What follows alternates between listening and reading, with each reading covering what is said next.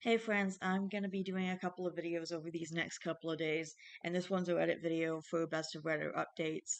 I'm also going to be doing a couple of updates to I'm the Parent to a Bunch of Stuffed Animals series, which I know I haven't done in like a couple of years. It's because I stopped posting on Reddit because Reddit is a fucking cesspool, and the series has recently been renewed over the last few days because I started posting everything on Facebook and I found that it's a much more welcoming space. Except for one comment I just got like a couple of minutes ago saying, I hope this is a joke, but whatever. People are rude for no reason. I don't understand why. It's like, what's the problem? Anyway, I'm gonna be doing an episode. Like, I said I would upload a few more chapters of the book. I just haven't really been, doing that stuff. And I don't know, I'm just not up to it, I guess. Anyway, today it's Best of Redditor Updates. Oh, I forgot to do my intro. Hi friends, I'm Jackson. I'm not your average NB, and today I'm gonna be doing Best of Redditor Updates video. Sorry, my brain's a little scrambled. Okay. The first one is originally from Am I the Asshole? And it's called Am I the Asshole for Saying I'm Second Guessing Having a Baby with My Husband After He Asked for a Paternity Test? Ongoing. I am not OP and blah blah blah. Okay, trigger warnings, infidelity, verbal abuse, talk of abortion. Uh Original post was on August 22nd, 2024, so only like a couple of weeks ago. I, 26 female, and my husband, Alex, 27 male, have been married for a year. Recently, I found out I was pregnant. This was not planned. However, ever since we got married, we have not been using protection. Every time we got intimate, and I'm currently not on any birth control. My guess is that I'm only a few weeks along. I haven't seen a doctor yet. Anyway, I told him when he got back home from work yesterday. I personally was very happy about it because I've always wanted a mom. Wait, what? I've always wanted a mom? No way. Wait, I've always wanted a mom? I think the sentence that was there was supposed to be I've always wanted to be a mom, but she just got mixed up because it says I've always wanted a mom, even though she's the one who's pregnant. She has a mom. I'm sure Okay, anyway, onwards. Um I was pretty sure I was all smiles when I told him, and I thought he would be too once he found out the news. Let me add that he's been neutral on having kids. My assumption was wrong. Immediately, he gets super upset and asked how in the hell this could happen. I explained to him that, well, it was sudden. We hadn't been using protection every time, so it wasn't that surprising. I thought he would have understood. For some reason, he didn't. After a few minutes of back and forth, he demanded a paternity test and told me there was no way it was his. I was hurt and insulted. Let me be very clear that I did not and will never cheat on my husband. I've also never given him any reason for him to be suspicious about me cheating on him either. I was so taken aback that he doubted my loyalty enough to ask for a paternity test. I told him I couldn't believe he was seriously asking me for that. He said that I wasn't helping my case and that I had nothing to hide. Ugh. That if I had nothing to hide, then I would take the test and I could prove my loyalty to him. I honestly can't remember all that I said, but I ended up saying something along the lines of, if you're doubting me and my loyalty so much that you think I cheated on you and got pregnant with someone else's baby, then I don't think I want one with you anymore. I don't want to be tied to someone who clearly doesn't trust me. He blew up at me and accused me of cheating once again. It was a big argument, and he said I was being shitty. Um, I was being shitty, dismissing his concerns and saying that asking for a paternity test was valid. In the end, there was a bunch of exclamation marks, uh, including some red ones around these words. I agreed to the test. I don't understand. Anyway, but said that I stood by my words. Had to highlight that because some people were saying that I didn't agree to it when I very much did. Okay, gotcha. That's why it's in big. We haven't spoken since the argument, and he's currently at work. I went to my friend for advice, and she said that Willie was out of line for accusing me of cheating. I shouldn't have said that to him over one of his valid concerns, and that clearly I had a reason to feel that way about the situation. I cannot fathom making him feel like I was cheating on him. I was just so hurt that he would insult me like that and accuse me of doing something so disgusting when I thought we were supposed to have trust in each other. But am I the asshole for saying what I did? Edit. A lot of people are suggesting that he got a secret vasectomy that failed, and that did cross my mind. During the argument, I did ask if he got a vasectomy or was infertile, and that's why the baby couldn't be his, but he dismissed that and continued saying it just couldn't be his without providing me a solid reason. So, in that regard, I have really no idea what to say. Edit 2, I feel I should elaborate on the neutral about kids part.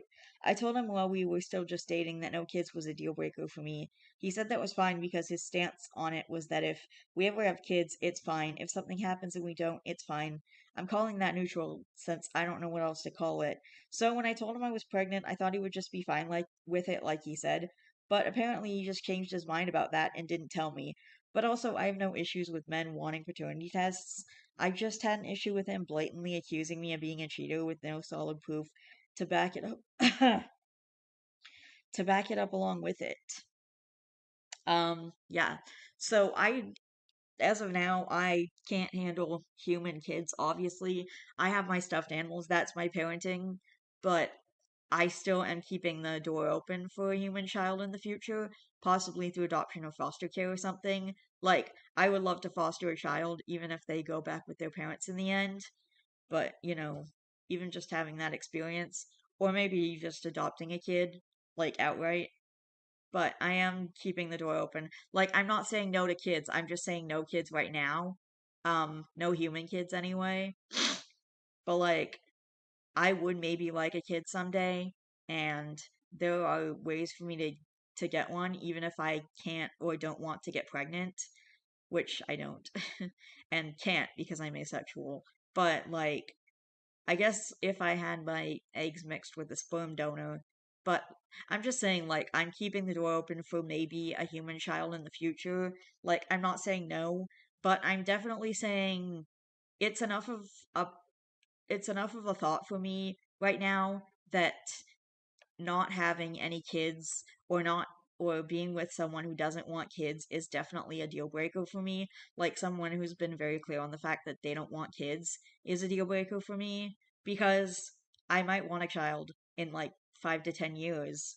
I can't I can't like financially sustain a child right now. I can barely financially sustain my snake.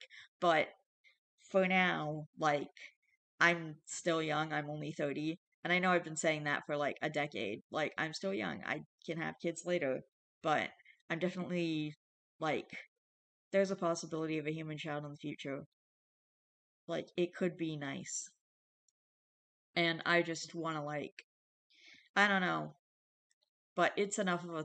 It's, like, I'm leaning enough towards it that just someone saying that they would want no kid that they don't want kids is a deal breaker for me because I still might want a kid someday and I don't want to waste like 5 years or something with someone only to find out that I actually do want a human kid and then they don't. Anyway, update the next day, August 23rd, 2024. Hi everybody, this isn't going to be a super crazy update saying we got the test back the test back and he got a secret vasectomy, etc., etc. But it's kind of a big one. This might be a long post, so I'll put a TLDR at the bottom. We're just going to read the entire post, not the TLDR. Thank you for everyone's kind words and advice. It was all super helpful, including criticism, because it really made me reflect on my behavior and how I handled the situation. On top of that, I'm so sorry that I didn't really respond to any comments. There were a lot just coming in nonstop, and it was a little overwhelming.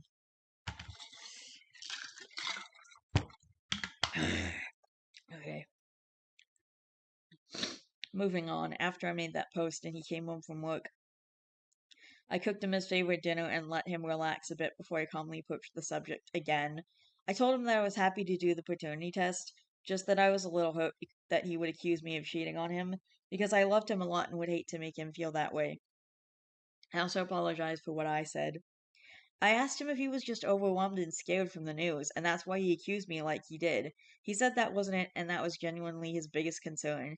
He then told me he wasn't willing to talk to me, say anything else, or negotiate about anything until after we get the test done. I asked if you were sure, and he practically yelled at me, telling me to drop the subject for now, and so I did, and things have been super tense ever since. I've been scrolling through comment after comment for what feels like forever. A lot of you said he was cheating. I wanted to give him the benefit of the doubt and chalk it up to him being told he was infertile or something, but I ended up getting a really bad sinking feeling in my gut that I should check his phone. I never wanted to be the type of person that goes through the significant other's phone obsessively for no reason, but my gut has never really steered me wrong, so I did it last night while he was sleeping.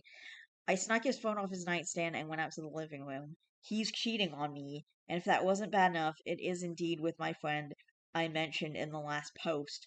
Like a lot of you said, I guess it does make sense now that I think about it, but I'm still really shocked.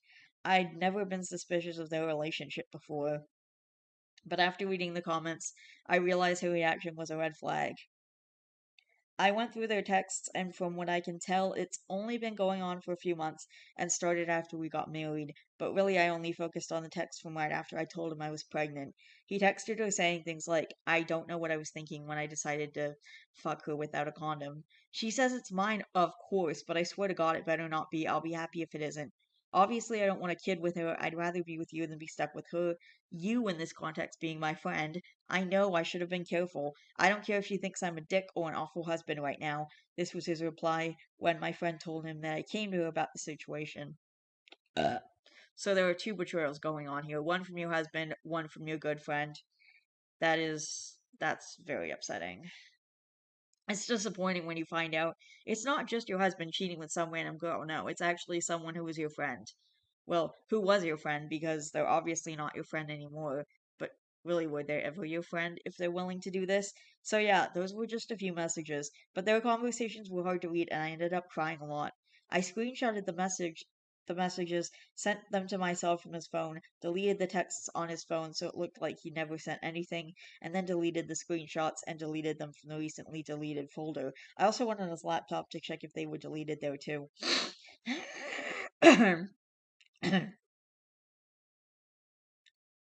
Um, from his text, I gathered that he did not have a secret vasectomy that failed, nor did he think, nor does he think he is sterile, since he said himself that he should have been more careful and he doesn't know what he was thinking. I don't think he'd be saying that if he thought he was infertile. I also want to say that yes, he knows I'm not currently on birth control, and he was the one that decided not to use a condom, not me. I just agreed. I did not pressure him. At first he was pulling out, but occasionally he wouldn't. I don't know why he would continue not wearing a condom occasionally after the affair started. I'm guessing it was because telling me he no longer wanted to go without protection every time, no matter what, would make me suspicious. But that's basically it for now. I'm not going to confront him about cheating right away. I'm going to get the test, then confront him and tell him I want to get a divorce along with the test results. I mean, that's currently my plan, but my mind is also all over the place. So maybe that's not the best way to do this. I don't know. It's like 6 a.m. I feel like shit and I haven't gotten any sleep. Lol. I also forgot to mention that I'm going to get an STD test just to be safe. I think I'm going to get an abortion just because I don't want my first full term pregnancy to be literal hell. It should be a happy experience. But thank you to everybody congratulating me. It means a lot. The next update will probably be after the paternity test or whenever I feel like I need to update. Then there's the TLDR and someone saying that they're not the original poster, blah blah blah. Why are people like this? Just own up to your bullshit. Good lord. Hope OP has other people to support her through this horrible time. Uh, oh, and their flair is the laundry wouldn't be dirty if you hadn't fucked my boyfriend. And then someone responds, first off, I freaking love your flair. Second, I agree. If he had any balls, he'd just say, I'm sorry I accused you of cheating. It was a projection because I've actually been the one cheating. I know I fucked up, and I understand if you don't want to be with me anymore. Cheaters are rarely sorry their choices hurt other people. They're usually just sorry if the synsex uh, CINSEQUE, they experience deprive them of the cuckolded partner's money, emotional support, domestic labor, social reputation, or sex they take as their right. They're sorry to be upending a status quo that works for them. Yeah, they don't have a conscience. I hope OOP consults a lawyer before taking any action or confronting him in any way. The lawyer can give her the playbook she needs to use to get her ducks in a row before she pulls the plug. I have a feeling the affair has been going on longer than a year, so why marry the OP? For the nasty thrill, of course. It always makes me think of toddlers. They're not sorry they ate the cookie, but they're really sorry they got caught with their hand in the cookie jar. Oh, how about before he cheated? Be like, this isn't working for me. Just leave if you aren't happy. You aren't doing anyone any favors with that bullshit. This has always been my response in this. And in this case, he started cheating right after they got married. Like, annulments exist. Why did you even get married if you just wanted to put your dick in someone else? Stay single for fuck's sake. If you're even thinking of getting married, that shit is forever. I honestly do not understand how we don't have giant signs or forehead tattoos or electric shocks to the groin that clearly state someone is married. Again, why did you bother spending all of this money on a wedding when you were just gonna cheat like a week later? Okay. I think that guy just dropped my package on the ground instead of coming down the stairs. What the fuck? Did he just... Hang on.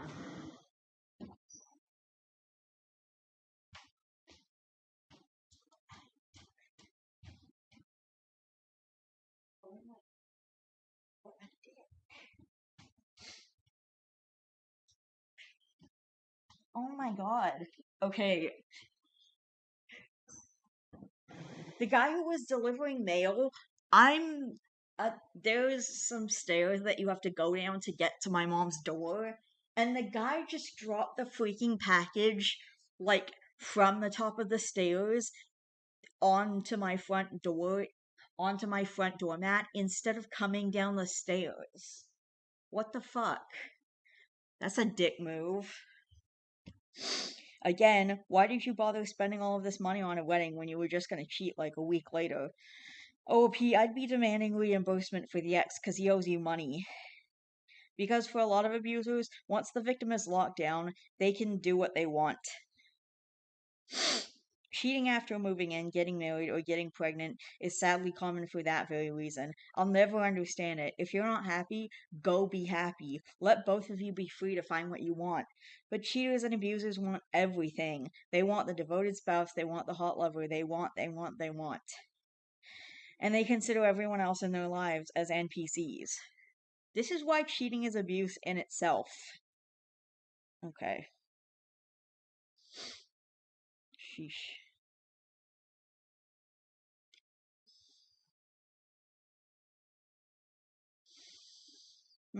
Well, that's messed up.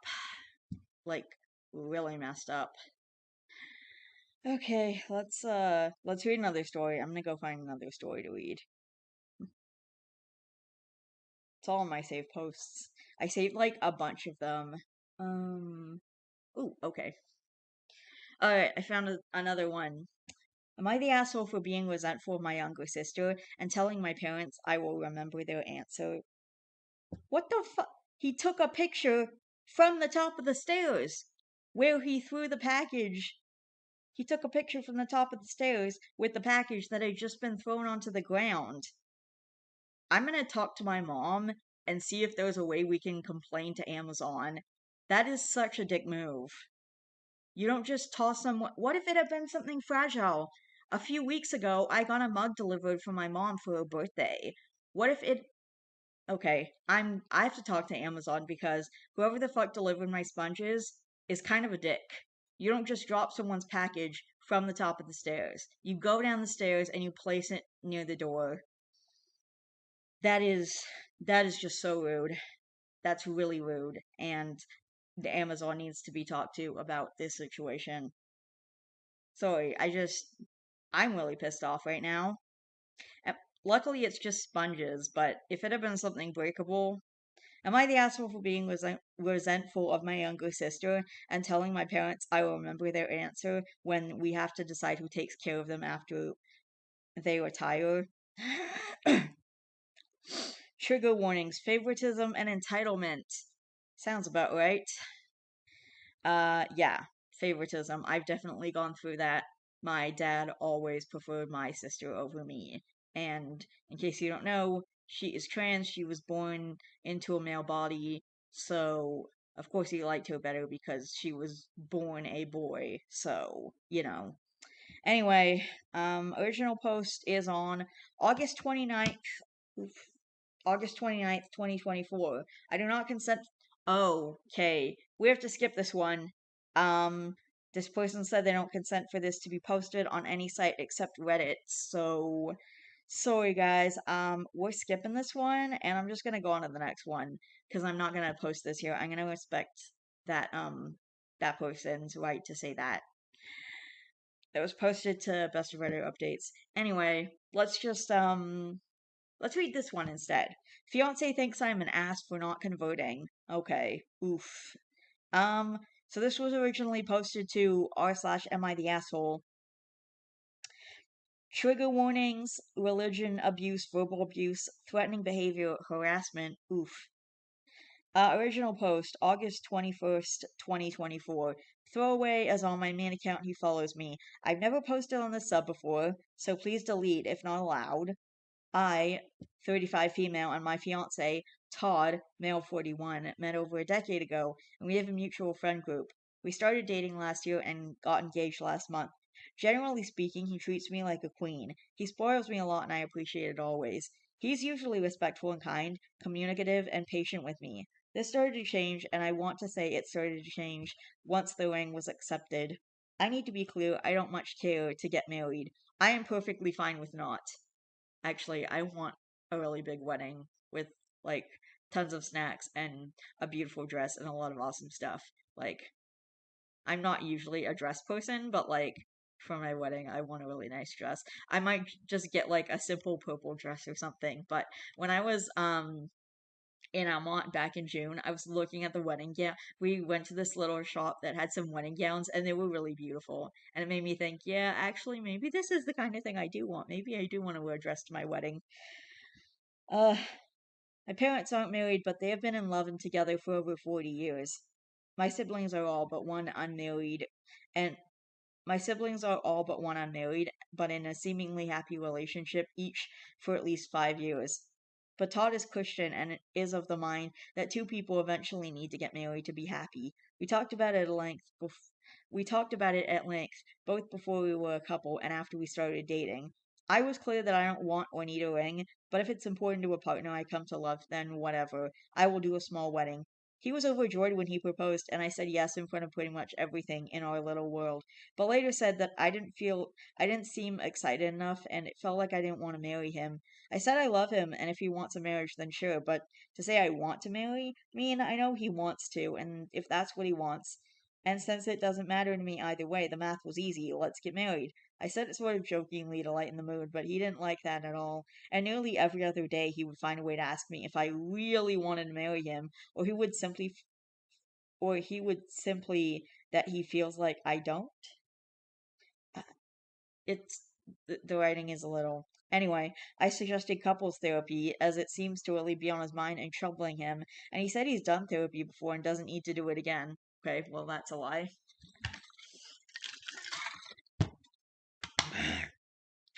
Then last week, on our usual date night, he said he had something really big to ask me. Call it a favor if that makes it better. And he asked me to come to his church and get baptized. I stared at him. I am atheist and have been since I was in my mid 20s. He has known that for years, and we've always been respectful of each other's beliefs. I told him I couldn't do that. Baptism is supposed to be sacred and with a true heart for that faith, and I simply would be a liar if I said I wanted to live for his God because I frankly don't.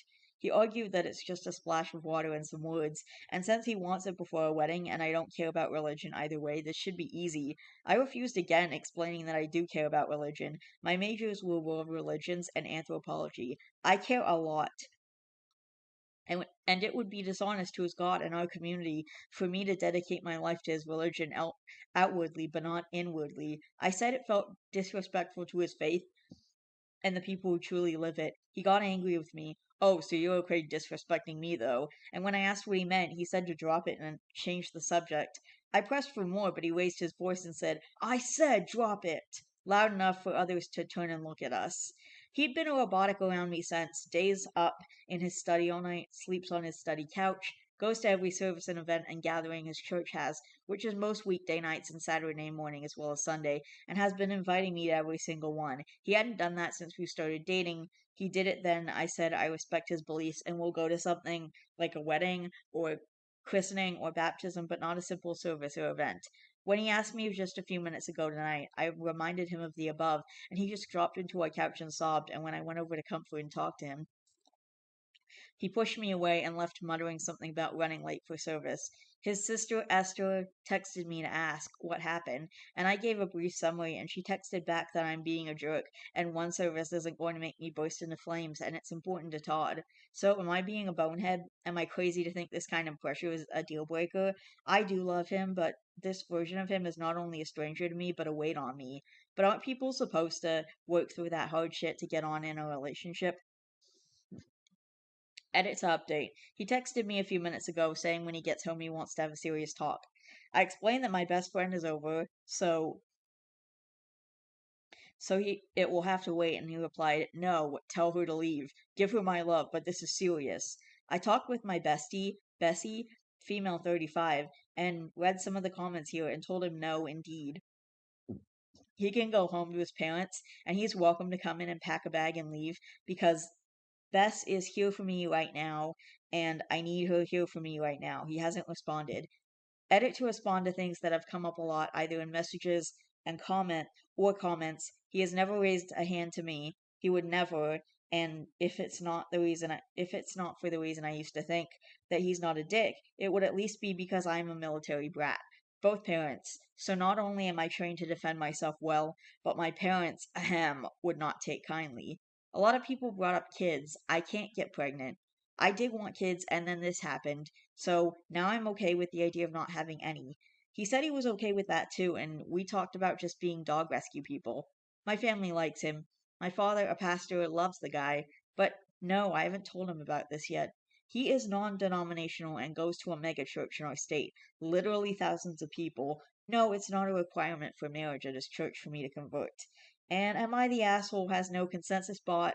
OP was not the asshole. Relevant comments. OOP lists all that stuff she has done for him to a downvoted commenter. So here's the comment. Just to be clear, what doesn't count as stuff for him? Is it that instead of paying a fraction of his college costs for this upcoming semester, I covered it all for him? Is it that I gave him my old car when his broke down and transferred it to his name without him paying a dime? Oh, hold on, I know. It's because I cook for him every weekday when I am home, do our grocery shopping so he doesn't have that on his plate, let him move in rent free because he couldn't afford to renew his lease, and even got a he shed out back for him out of my own dime, so he has a place to decompress and paint. No, not that. I should have funded his whole mission trip last year instead of half. Is that it? Oh, I know what you're talking about. It's that I do the majority of the housework so he can focus on his degree. Nah, you probably just mean that I took the time last year to find his undergrad college years buddies and flew his mother in for his 40th birthday, had it catered, decorated, and hired a bartender. Or is it more basic, like the fact that when he went vegan, I switched up my whole lifestyle and only ate vegan when out and about and purged all non vegan items, not for the dog, from the home? Thank you, because actually I am now seeing I do so damn much for this man, and you should treat me like a queen, because I treated him like a king. This was eye opening. I want to say I'm super glad that this guy is not one of those people who is like, well, I'm a vegan, so my dog has to be vegan too. Like, he actually feeds his dog the correct food. Because some vegans, such as that vegan teacher, which that project was actually axed because it was just too much for me. But anyway, a lot of vegans just think that their animals have to eat vegan too, even though the animals can't make that choice for themselves. Animals have certain needs, and if you don't provide those needs, the animal will die. So, like, if I decided I was vegan and I decided not to feed my snake mice because that's not vegan, like, my snake would not be able to survive on broccoli and lentils, and the snake would die. So, and it's the same way for dogs and cats. They're also are obligate carnivores, especially cats. Cats are obligate carnivores. They need meat to survive. Dogs need meat to survive. Please don't feed your dog or cat a vegan diet. If you are vegan and you want a vegan pet because you only want vegan food in your house, including for your pets, there are plenty of options. You can get like a rabbit or a guinea pig or something like that. So, anyway, But there is so much shit that she does for him, and now on top of it all, he's being a total dick about the fact that she won't convert for him. She won't convert. And I will say I suffered some religious trauma as a kid, and it affects my relationship with God. Even to this day, I eventually went back to Christianity because I wanted to, not because anyone told me to, because it was what I wanted, and I wanted a relationship with God, and because I love God. Like, I never wanted to turn away from him. And it just, things happened, you know? That's kind of just how my life goes. Things happen and it affects me. Anyway, and someone says, not the asshole time to break up, but dang, I love how so many Christians take their religion less seriously than we do. An insincere baptism is indeed disrespectful, yet so many Christians want non believers to do it. I would never ask someone to convert their religion for me. And OOP replies, this is what confuses me most. If it's such an important part of his life, how is he okay with me lying and insincerely devoting my life to Christ? I am not against people who do have faith, but those that I know who do, truly do beyond platitudes and the mainstream, are kind and loving and would be offended so much if someone faked it and lied about it and gone through sacred rites and the like. It doesn't make sense why he keeps switching sides on it. And someone else says, no, it's a ploy. Oh, just get baptized. It's not serious. Just some water and some words. Oh, please come to the service. The pastor really wants to meet you. I told the youth leader that you'd help. I'm sure you don't mind. It's for the kids. It's not really religious. Just a prayer at the beginning and the end. But, sweetheart, we have to raise our kids in the church. What will everyone think? They've got a script, no, seriously, on how to trickle truth convert someone. He's getting immense pressure from the church to bring you into the fold, to save you, to prevent you from being unequally yoked, to hunt and win a soul for Jesus. And OOP says, that is terrifying. I was clear when I left the church eons ago that I am not and will not follow that faith. He never hinted once that I can think of to do what you're saying, but it really makes me think that this might be exactly what he's doing. I can't get pregnant, so kids are out of the equation, but I couldn't bear it if he tried to push me more into his church life. I'm involved a bit to make him happy. I do help at certain events and such. I have skills they sometimes need, and not at all opposed to a food or clothing or back to school drive and the like. I figured it less about it being a church event and more a community event where we helped people. Update August 28th, 2024. Last week I posted about a problem between myself and my fiance Todd because despite having been respectful of each other's beliefs until now, he is Christian and I'm an atheist, and he now wants me to get baptized. It came to a head and he stormed out, so I called my BFF to keep me company since I was pretty sad and emotional. I do a lot for him and for my bestie, and a lot of you here help me see that the relationship as is either needs to have serious changes to it or needs to end. Logical. But logic is hard to cling to when you're heartbroken. I think I already knew he wouldn't change anything for me. I did text him that night that he needs to go back to his parents' house. The house we live in is mine, and that I needed space. Guess he and his sister gave his parents an alternate version of events because they came by that night anyway. His mom, his dad, his sister Esther, and him. He had a key, so he just walked in as Bess and I are drinking on the couch watching Netflix. He asked what I was doing. I asked what he was doing here, and his family came into the room behind him. I asked what's going on. The way he looked at me is unexplainable, but his mom pushed by him and just yanked me into a very aggressive hug. She said that they were here to talk as a family and have a family meeting, and then told Bess she needed to leave. Bess refused. His mom turns to me to ask me to have Bess leave, but I refuse. It's late and I'm not in a state to talk anything else.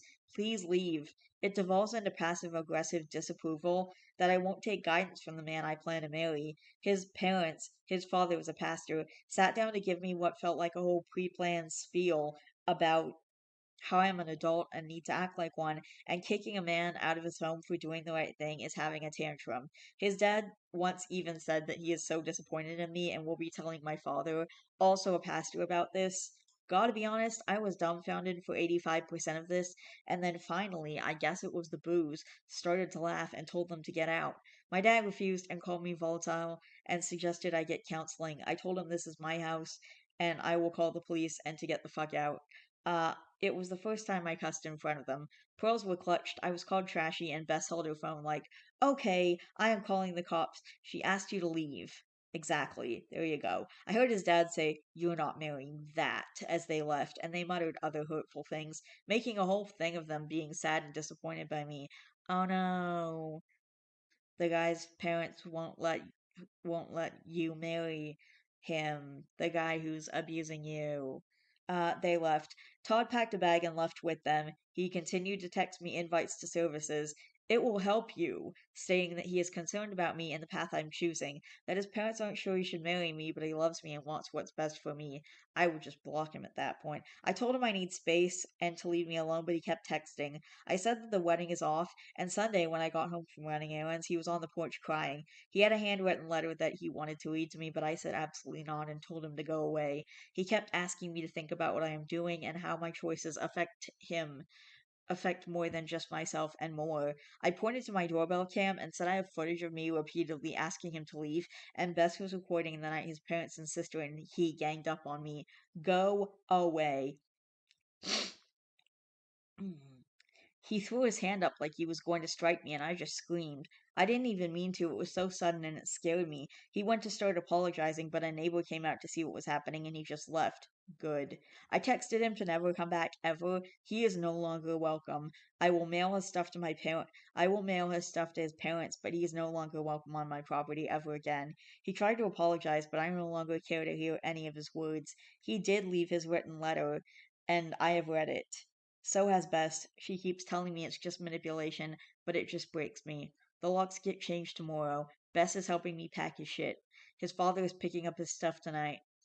And I'm just sitting here replaying the past week and a half in my head over and over. I know it is pathetic, but I'm shattered. I haven't been able to really sleep yet, and I feel like I don't even reside in my own body anymore.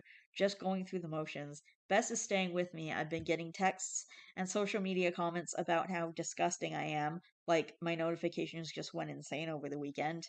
This is just a nightmare, and I'm not even sure how to wade through this. Relevant comments. It is so hard to believe that he kept hidden that he wanted to convert you before marriage. That is the only explanation for this behavior so far into your relationship and close to marriage. It seems like he was keeping counsel with his parents while telling you what you wanted to hear. OOP, it's hard for me to fathom this. I thought we loved each other. I would do most anything for him, and I thought he felt the same way. But the way his family came down on me, it was surreal. If Bess weren't there, I really can't say what they might have convinced me of. It was a lot. They were all basically echoing the same sentiments and making it out that I was deranged and stupid and more. I didn't let them see my tears, but it was a devastating tirade of attacks, and I was so tired and so in my feelings that it was all too much. Bess thinks it was a coordinated event to overwhelm me into complying, and if I was alone, they would have pushed me over the edge into believing them. OP, don't meet with the father when he comes to get the stuff. Pile that shit in the yard and let Daddy haul it away. As for the people blowing up your phone, block every last one of them. OOP, Bess is here with me and she will meet him at the door. All Todd's shit is boxed up out front, so if all goes to plan, I won't even have to see the guy. If not, the people who live in proximity are keeping an eye out. Why don't you post the footage on social media from the parents bombarding you to him coming back and trying to strike you? Show them the truth. You have the footage. OOP. Best shows you enthusiasm for this option. I am too tired slash stressed slash hurt to even deal with that. I want to speak with my parents first, make a plan, really be able to make the steps forward that I need. I am so empty but angry, but sad, but a thousand other things. I'm just not in a state. I trust my own judgment right now. Posting it is something that can't be taken back. So if I do, I want to be sure and above reproach. Okay. Um, it says it's concluded. I don't know if there's gonna be another update or not. Um, So the fiance was very religious, but he was living with the OOP. I can't help thinking that the reason that this started when she accepted the proposal was because his ego got hurt that she wasn't thrilled, absolutely thrilled to marry him. The atheism was something he thought he could cure when the time came. Just preach the word and she'll fall right in line. And by the way, how was it that she wasn't respecting him by joining in his religious tradition, but not disrespectful when he wouldn't join hers? But the proposal, she should be thrilled and squeal a lot and talk about how why she's been dreaming of this moment since she was 6, not saying nonchalantly, okay, I'll marry you if that's what you want. Obviously, that was a sign that Satan had stolen her soul. Slash S. Okay. Her parents aren't married, but her father is also a pastor and she's an army brat. I'm guessing Unitarian. That was the big vibe I got. They're tolerant people who welcome everyone. That denomination is a haven for Christians who, for example, are single mothers, lapsed Catholics, people who have gone through divorces, blended families, former addicts, LGBTQ individuals, and even those of different faiths. Going to a Unitarian service after growing up in a hateful evangelical church was a huge breath of fresh air. You're absolutely correct, but also he would be called a minister or a reverend. But she could have changed that term for simplicity. But I think it is unusual that military parents aren't married. I grew up in a non-mainstream religion with their own vocabulary, and I would use other words when talking to others for simplicity. Similarly, knowing that I'm on a mostly American internet, I subtly Americanize my language because sometimes it's just easier to write sweater than the more organic for me jumper, and then get into a whole thing having to explain what a jumper is. Ditto, I'm raised Mormon and I routinely change the various titles, although I typically go with minister instead of bishop or elder or whatever. Alright.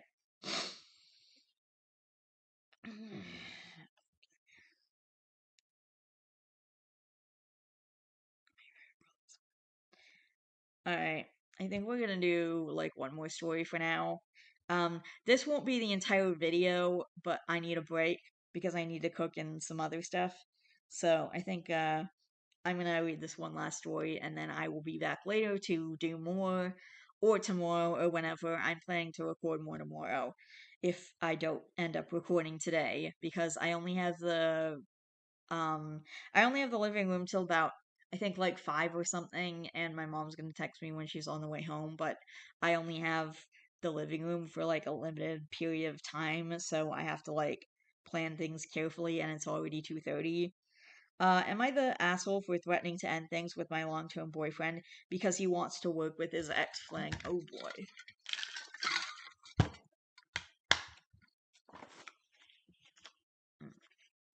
Okay. Anyway, um, original post was August 1st, 2024. This is driving me a little insane. My boyfriend, let's call him Isaac, has his own podcast. It's finally starting to blow up a little. Due to privacy and me quite literally being on a few of the episodes, I'm not naming the talk show slash podcast. He also has a YouTube that's recently gained quite a following. He's nowhere near famous, but he's finally starting to be recognized. I used to be the main co host, but I've been too busy with work lately to be overly active on the show. Obviously, you can't have a podcast with one person. That's kind of boring, so Isaac told me he found someone to have as a more constant co host when I'm not available. I told him that was great and asked him who it was. He told me her name was Abigail and sent me her Instagram. It didn't seem like he was hiding anything, so everything felt fine. But about a week later, we were having dinner with our friend group when Isaac's best friend, Josh, told me in front of everyone that he was surprised about how cool I was with Isaac working with his ex fling. Let's say my reaction was the complete opposite of cool. I was more upset that Isaac lied to me than anything. Why would he feel the need to lie about something like that? I like to consider myself pretty laid back about these kinds of things. Would I have felt awkward? Yes, but the show is recorded in the apartment that me and Isaac share, and I seriously don't see him cheating on me. We're really serious and have been talking about marriage lately. But the fact that he lied, it's the only red flag he's really shown me, but I just feel really weird about it. When we got home, I made him talk to me about it. About a year before he met me, he met Abigail and had friends with benefits relationship with her. Apparently, he ended things with her because he wanted something more serious, something with labels, and she didn't. Once again, not that disturbing or weird, but he still lied to me.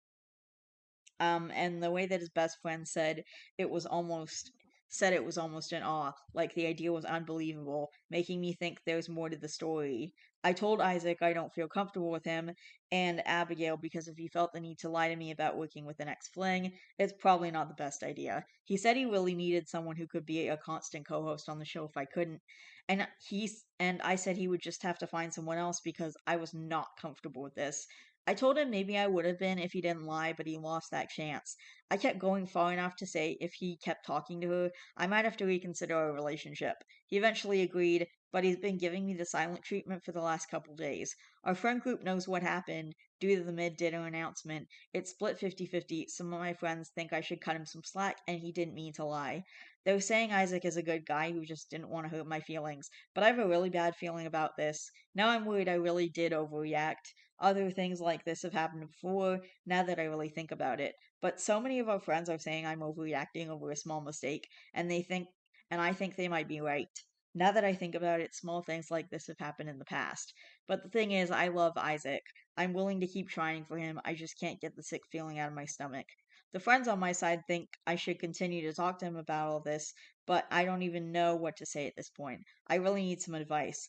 Edit. For all the people going straight to the breakup, I do want to make it known that I really love this man. We've been dating for 4 years. We have a child. I'm kidding, she's a cat.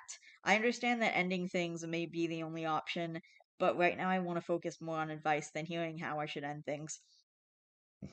Isaac has been with me during one of the hardest periods of my life, losing my sister. He is strong and kind and in the nicest possible way an airhead. If breaking up becomes necessary, we'll switch gears, but all I need right now is some brutal honesty and advice on what I should say to him. Edit number 2. He does have another job due to the fact that we can't survive off my money and the podcast alone. He works today and I work tonight. I'll only have an hour to talk to him, and I want things to be a lengthy conversation, so I'm going to wait until I'm off on Friday.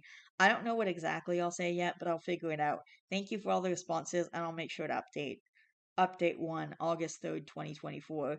Two hot takes wouldn't allow me to post this, so here we are. I'll link part 1 in the comments. I'm hoping this will reach all of the people that saw and commented on my post. First off, I want to thank you so much. To the ones of you who helped me think of questions to ask him, I cannot thank you enough. I was diagnosed with severe anxiety when I was 10 years old. I spent all morning pacing and had a minor anxiety attack before talking to him. Normally, things like this make me burst into tears, no matter how major or minor, but I'm proud to say I held my ground. He brought me coffee this morning, something he almost always does. He's been talking to me more now, but still, there is this weird distance between us. He brought me coffee, kissed my forehead, and we ate breakfast together. He told me about work and everything felt so perfect, but I knew deep down it wasn't, that this nagging feeling would never go away if I didn't talk about Abigail. Uh, so in the most uncouth way possible, I blurted out, "We need to talk." Isaac tensed and finally nodded, surprising me by saying, "We do." 1 point to anxiety. We talked for around 2 hours. I'm going to summarize our conversation. The first thing I asked was how long they'd been in contact. He told me that the way they met was from being in the same psychology class in college and being in a study group. This added up. I know that he's still close with that old study group. Some of the guys in that group are his best friends, Josh being one of them. He told me they'd stayed in contact through the group chat, but haven't talked one on one until recently. The second thing I asked was why the hell didn't he tell me? I teared up a little asking him, and he immediately started profusely apologizing. I told him that it hurt to hear it from Josh and not him. He said, and I quote, "I didn't think it was a big deal. I know it's stupid, but I just didn't think about it." He told me that they aren't the best of friends, and she just seemed like a good replacement for me until I could be more active again. I asked why he wanted her and why she was the first thought, and he explained how he wanted to do more topics revolving around college life and classes and study tactics, and she would be a good person to do that with, since she was a part of his life during that stage. He told me that he loves me and he never meant to hurt me. He admitted that he knew it might make me uncomfortable, so he chose not to tell me because he knows how much I tend to spiral due to my anxiety. I got frustrated and told him that wasn't his choice to make. He agreed with me and told me he was sorry and he won't do it again. He added that Abigail will never have to come on the podcast, and he never wants to purposely make me uncomfortable. I agreed, saying I didn't want her on the podcast. Then the tables turned a little. I thought this was going so great. We were in agreement and everything seemed fine. I had a little bit of closure and he seemed content, but then he asked me something I couldn't have guessed. There's something else. She sent me nudes. What the fuck? I felt my heart break a little and asked how he responded. He showed me the messages. They were 2 fucking days old. He responded with a single message: "I'm flattered, but I have a girlfriend." Yet he didn't block her. I demanded he cut contact with her, and he argued, saying it would make it awkward for his friend group. I argued that I was his fucking girlfriend, and yeah, the situation was awkward. I asked him how he would react if Josh sent me nudes, and that got to him. He admitted that he'd cut him off and expect me to do the same. He nodded and agreed to block her. I watched him block and delete her contact. I still didn't feel content. He saw those messages 2 days ago and didn't tell me. That was my breaking point. I basically said, maybe honesty isn't as important to you as it is to me, but if one of your friends sent me nudes, I would tell you within minutes. I kept going and started crying, and he did too. He kept apologizing and saying that he hadn't brought it up to me because he felt like I was avoiding him, and he wanted to wait until he knew I was ready to talk, which felt like bullshit because he was giving me the silent treatment. I wasn't considering breaking up in my last post, but now, I don't know. I know this wasn't the update you guys wanted, but I promise there will be another one. I told him that I needed space and I'm someone who's ready to set my boundaries until I'm really upset. He apologized and tried to hold me, but I stepped back. I'm writing this from my best friend's place. I'm over at her house right now, staying the night. I told Isaac we can talk again in a few days, but right now I need to think things through. Thing is, he cried when I started talking about ending things. Isaac doesn't cry. The only time I've ever seen him cry in our entire 4 year long relationship was when his mom died. He loves me, I know he does, but I feel so lied to. Maybe I'm overreacting, but right now I just feel betrayed. I'm sorry, and I know this wasn't the update you all wanted, but thank you to all of you. If you want to give me advice, please do. I don't know where to go next, and I still have questions I want to ask him. I'm okay with answering questions too. I'll try to update if something else happens, good or bad. And if anyone's curious, yes, I brought a cat with me. Good. You need a cat comfort during this time. If I was her, I would end the relationship. Getting nudes sent to you 2 days ago and then not telling your girlfriend till 2 days later, that's just the last straw. Update 2, August 27th, 2024. Sorry it's been so long since I posted. A lot has happened and I'm honestly not sure where to start, but I'll start with this. We broke up. I ended up contacting Abigail. Some comments thought it might be smart, so I reached out to her over Instagram and asked for her side of the story. She had no idea who I was at first. She then seemed very surprised that I was contacting her. She realized who I was from the little Isaac told her, but she, according to her, he said we started dating last month, not 4 years ago. This information really confused me and I needed to know more. We met up for coffee and she filled me in that they've been hooking up every once in a while. In her words, maybe once or twice every 6 months for years. She started crying and hugged me while she apologized, saying she had no idea I had been his girlfriend for so long. So apparently, their friends with benefits relationship never ended and he had been cheating on me the entire time we'd been together. What the fuck? Wow. She assured me they had been safe and I shouldn't have anything, but in all honesty, I kind of blanked out. I was with this man for 4 years. I don't blame her in the slightest. I think she wants to keep in contact, but right now it's too painful to talk to her. It's not her fault, it's purely Isaac's. But I just can't deal with anything that is remotely connected to him right now. I'm so confused on whether Josh knew this or not, but I feel like he wouldn't have said anything that night at dinner if he did. I'm so sorry this update took so long. I broke up with Isaac over text. Classy, I know. Who the fuck cares? Who cares how you break up with him? He doesn't deserve a face to face breakup and told him my best friend would stop by to collect his things. I also brought our cat and said that I'd like to keep her. He protested on the breakup, saying we could get couples therapy, but I said there was nothing that could fix 4 years of lying. Right now I'm living with my best friend and we're having some serious girl time. I'm in shreds, but I know that this was for the best and it would have hurt more to stay. Sorry again for the late update. And thank you for all of your advice. Sorry for the repost, it got taken down and I still want advice and thoughts. Update 3, August 28th, 2024.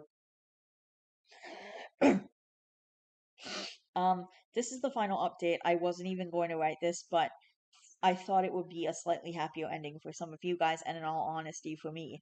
Josh ended up calling me last night. At first, I didn't answer in fear it was really Isaac trying to contact him through me, but after the third call, I did. This guy sounded pissed. The first thing I the first thing he said was, "OP, I am so fucking sorry." He didn't give me any room to speak before going on this tangent on what a shitty guy Isaac is, and how he can't believe he was best friends with a guy like that for so long. He told me that he made a spontaneous stop by at my old apartment, something that wasn't unusual for him, and and was confused when he realized I wasn't living there anymore. Isaac admitted to cheating on me, something Josh didn't know but had suspected. You guys were right. He said that comment to warn me. Some things I've come to realize is Isaac was possessive. He wouldn't let me hang out with our male friends one-on-one. He was always lurking next to me. Josh told me he alerted our entire friend group of what Isaac did, and while 2 or 3 of the guys took Isaac's side, what the fuck? The rest felt terrible for me. They cut contact with Isaac and those couple guys. Josh told me that if I needed anything, he would love for me to ask him for it, and he apologized again, saying he should have told me earlier when he thought he'd seen the signs, but he never would have assumed Isaac had been carrying this infidelity on for so long. So yeah, I guess I could do another update if anything big happens, but this is where I stand. Relevant comments. What made Josh suspect the cheating? OOP. Last year I was away for a week because me and some friends went to the went camping. Apparently, he did one of his stop-bys to see if Isaac wanted to hang out, and Isaac wouldn't come to the door. Josh thought he heard a female's voice and some noises. Isaac ended up telling him I had been on the phone with him, which is BS because I had no service for that entire camping trip. And then OOP when told to hook up with Josh. I already said this to a reply up there, but Josh is the last person I want to see right now. And frankly, I don't want to date anyone. I just found out the man that I wanted to marry has been cheating on me for our entire relationship. Probably not going to go back into the dating pool for at least a year, and I'm someone who likes some heavy emotional connection before sleeping with someone. Josh is a great friend, but in all honesty, it was hard to just hear his voice over the phone, knowing he was so heavily tied to Isaac. And that's it. That's the post. Uh, and this person who was a top commenter said, "Hate that I predicted that coming as I read it. These posts have made me so jaded. I always feel bad when they start gushing about how perfect the guy is and how he doesn't show off any red flags. That makes the situation a little worse somehow, more blindsiding to them. I hope she finds someone who makes her happy and stays honest and loyal." This is definitely a tell. Isaac, I honestly didn't bring it up because I didn't even think about it. It just didn't seem like a big deal. Also, Isaac, I didn't bring it up because I don't want you to get anxious. You know how anxious you get. Oh, yeah. After I read that, my first thought was, shady bastard. Didn't think he would turn out to be the grand poobah of audacity, though. You can't have it both ways, Isaac. Either you didn't think of it, or you thought it would trigger her anxiety. Jackass. Didn't think he would turn out to be the grand poobah of anxiety. Nah, he's Bush League, the guy who cheated on his pregnant wife and said he was doing it for her benefit. He's ready for the majors. Oh my gosh. Wow, link please. I was afraid you'd ask that. I haven't been able to find it yet, but it was at least 4 or 5 months ago. Oof. Uh, and then someone sends a link to a post. I don't think so. I was able to find a comment I made about it on another post from 4 months ago, so it must be at least that old. I even tried to use an AI search engine and couldn't find it. I'm beginning to think it was from a different subreddit that cropped up on the popular page, or I imagined it. I trust AI about as far as I could throw the continent the servers are on, so I'm really curious because the title is The Aftermath of Being Cheated on While Pregnant. Okay, we're gonna do one more as long as it isn't like super long. Okay. Alright, we're gonna do one more because I want to read this like a lot. Okay.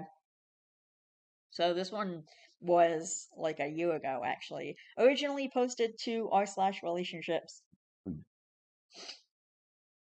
Um, August 21st, 2023, so that is a year ago. Warning that this post is long and obviously trigger warning for infidelity below this point. Also, I've never used Reddit before and I'm not sure how it works beyond the stories I hear on TikTok, so this is an anonymous account for privacy reasons. In April, when I was 12 weeks pregnant, I found out that my husband, I, female 28, found out that my husband, male 28, had recently started cheating on me with a girl at his work, and I still haven't gotten over it. We've been married since the summer of 2018, but together since summer of 2014. It's nearly our 9 year anniversary now, and I'm currently 30 weeks pregnant with our first child.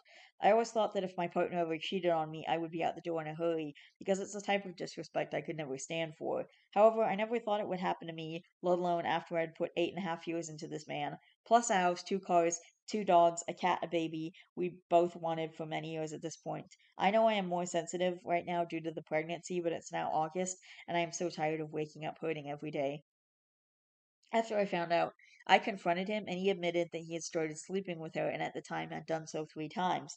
I was in my first trimester, and he knew how sick I'd been, literally spending all day every day throwing up. My morning sickness lasted until around dinner time usually, and sleeping. He has a job that always kept him pretty busy, but he would always check in with me throughout the day.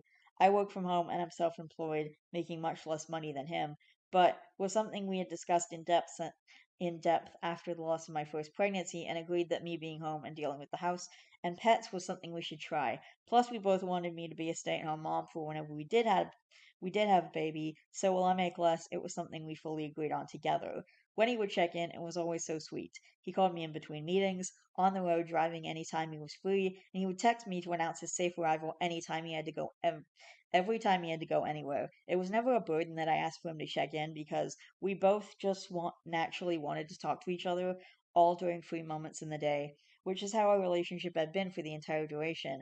There was no asking at all, really. It's just how it was with us. I gave him another chance when I confronted him because I was so blindsided. It didn't make sense to me, and now it still doesn't.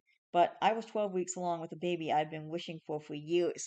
We struggled with conceiving after our loss years ago, and I had a vision in my head of our family that I couldn't let go of. We agreed that he would go into work and end it with her the next morning, which he didn't think would be an issue because it was just sex, and they had no feelings involved. Let it be known that this girl knew about me. I'd stopped in at his office many times for lunch visits with my husband, and he had photos of me on his computer and desk, so there were constant reminders that I was real for the both of them. He told me in later conversations that before the affair started, she would joke with him that I'm too hot for him, and she planned on stealing me away.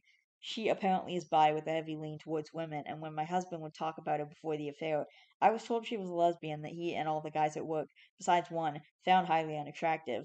What happened when he ended up with her is, I guess she took it all right, left, and then a few hours later came back and begged him not to leave her. He told me that she was crying and clinging to him, and there was something about abandonment issues that I truthfully did not care about because I was his partner of almost 9 years and carrying his child. He told me he had ended it though. Next, he went to get tested. There was no crossover at all while this was going on, and he was clean. He showed me all the test results, as this was an important stipulation, obviously. For the next month, I watched him leave every morning and broke down as soon as he left, sometimes begging before he went to work for him to call in sick and stay home with me. I was a wreck. We had a vacation planned for months before coming up in May, and I somehow thought it would be good for us to get away and just be the two of us. I was counting down the seconds till that trip, keeping everything I was going through just to myself and quickly deteriorating. In that month, I lost 22 pounds because I could not eat, and every time I did, I would throw up. My husband watched me in agony, a complete shell of who I once was, trying to grow our child and not being able to stomach food literally at all. It got so bad that my whole face broke out in what looked like hives from how hard my body was trying to throw up when there was nothing left inside me every day. Like little blood vessels popped all over my skin from sobbing and puking all day. We went on a trip, and it was painful. There was good times, but also I was still so broken and had no trust in him. The whole month-long period, I felt something was still off, and he gave me access to his phone, and I would check it in front of him and also whenever he was asleep or in the shower, just to be sure. After the vacation, it got really, really bad for me. The intuition in my head that I felt back in April had never really gone away, but it was so incredibly loud that I felt like I was going crazy. He was telling me he loved me, reassuring me that it was really over with her, that he was going to be a good husband to me and the best father to our daughter, and no matter how much I wanted to believe him, there was something in me telling me he was lying. While he showered one morning, I went into the bathroom to pee, and his phone was sitting on his pile of work clothes for when he got out. I grabbed it with me and brought it with me while I peed. I grabbed it and brought it with me while I peed, thinking it would be like every other time where I looked at his phone and found nothing. Instead, in his WhatsApp, there was a thread of messages with her from the night before. The day before was a long work day for him, something I dreaded even before the affair because being apart from him for crazy hours made me miss him, but knew there was no way to avoid it. I remember I had offered to bring him food for lunch, even though we lived an hour away from the office, and he told me not to worry about driving, that I'll bribe one of the guys into bringing him something, so I didn't have to waste the gas money. In reality, she was bringing him lunch, and he was texting her about it at the same time he was texting me. Those texts haunt me so badly even now. She had told him, I miss you, and he replied the same, so clearly they had only progressed more in the last month. When she was bringing him lunch, he told her, I just want you and a burger, and then there was some hours later messages where they laughed about getting everyone in the office inconspicuously so they could be alone, and she said, now I have to get you. And reading those messages, 16 weeks pregnant and first thing in the morning, quite literally made me want to die. When confronted, he promised me that they didn't have sex, even though it sounded like it would happen in those messages, but that he has still been sleeping with her, just not that day, I guess. This was back in May. I left him the next day after I confronted him again, and he admitted that he never actually stopped. He tried, and his story was half true, he says, that when he came back with her, that when he spoke with her, she came back crying and begging, and then apparently forced him into an empty office, where she tried to go down on him. He promised me that he stopped her and shoved her away, but that she had gotten his pants down and gotten close enough to touch him before he got away from her. Nothing happened that day, he swore to me, but that in his mind it was over then, because in our initial conversation I told him I would give him a second chance, but if he did this again, I would leave him. He counted this as doing it again, even though when he broke down and told me this, it sounded more like she assaulted him while he was saying no, rather than him cheating another time. But he didn't see it that way at the time and thought I'd leave if he told me so, and figured he might as well not stop if I was just going to find out and leave him in the long run because he had already messed up. And yes, it was her assaulting him. He didn't do anything. She was forcing herself.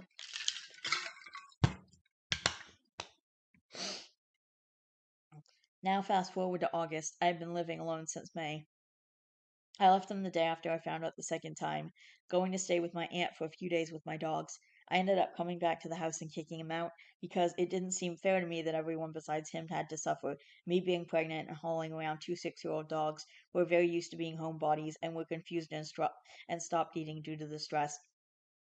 Plus, our cat, who is deeply bonded to me and is used to me being home with her all day, was now left alone while he was working for 10 plus hours, and all of our animals are friends, so it was really fucked up for everyone. But my husband, who was the one who did the wrong thing anyways. So now I am 30 weeks pregnant, preparing to sell our house and move back into my dad's house with the three animals and my daughter when she is born, and I'm still so hurt. I really felt like this man was the love of my life and my soulmate. All of our friends who I've spoken to about our separation, I cannot afford a lawyer until the house sells. And I'm unfortunately a sorry, excusable woman and sob whenever I think of the word divorce, even though I know that that has to be one of the steps I take down the line. Have been absolutely shocked due to how out of character this was of him. We were known as the couple that could handle anything together. My family was the same way because of how wonderful my husband was to me for 8.5 years. He was so emotionally supportive and sweet, and I like to think I was to him as well.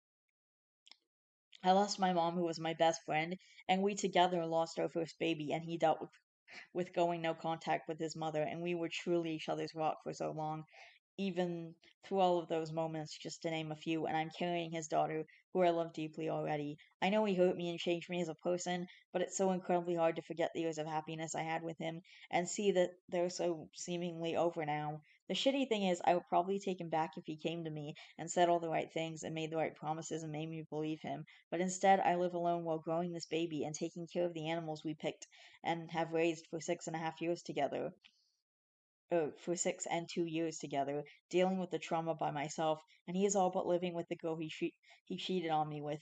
Every time I drive past his apartment, her car is there. Sometimes when even his car is gone, he promises that she doesn't have a key and that when the baby is born, she won't get in the way of him being a father. She hates children, babies, cats, and dogs, so clearly she's a super great person on top of knowingly fucking a married man.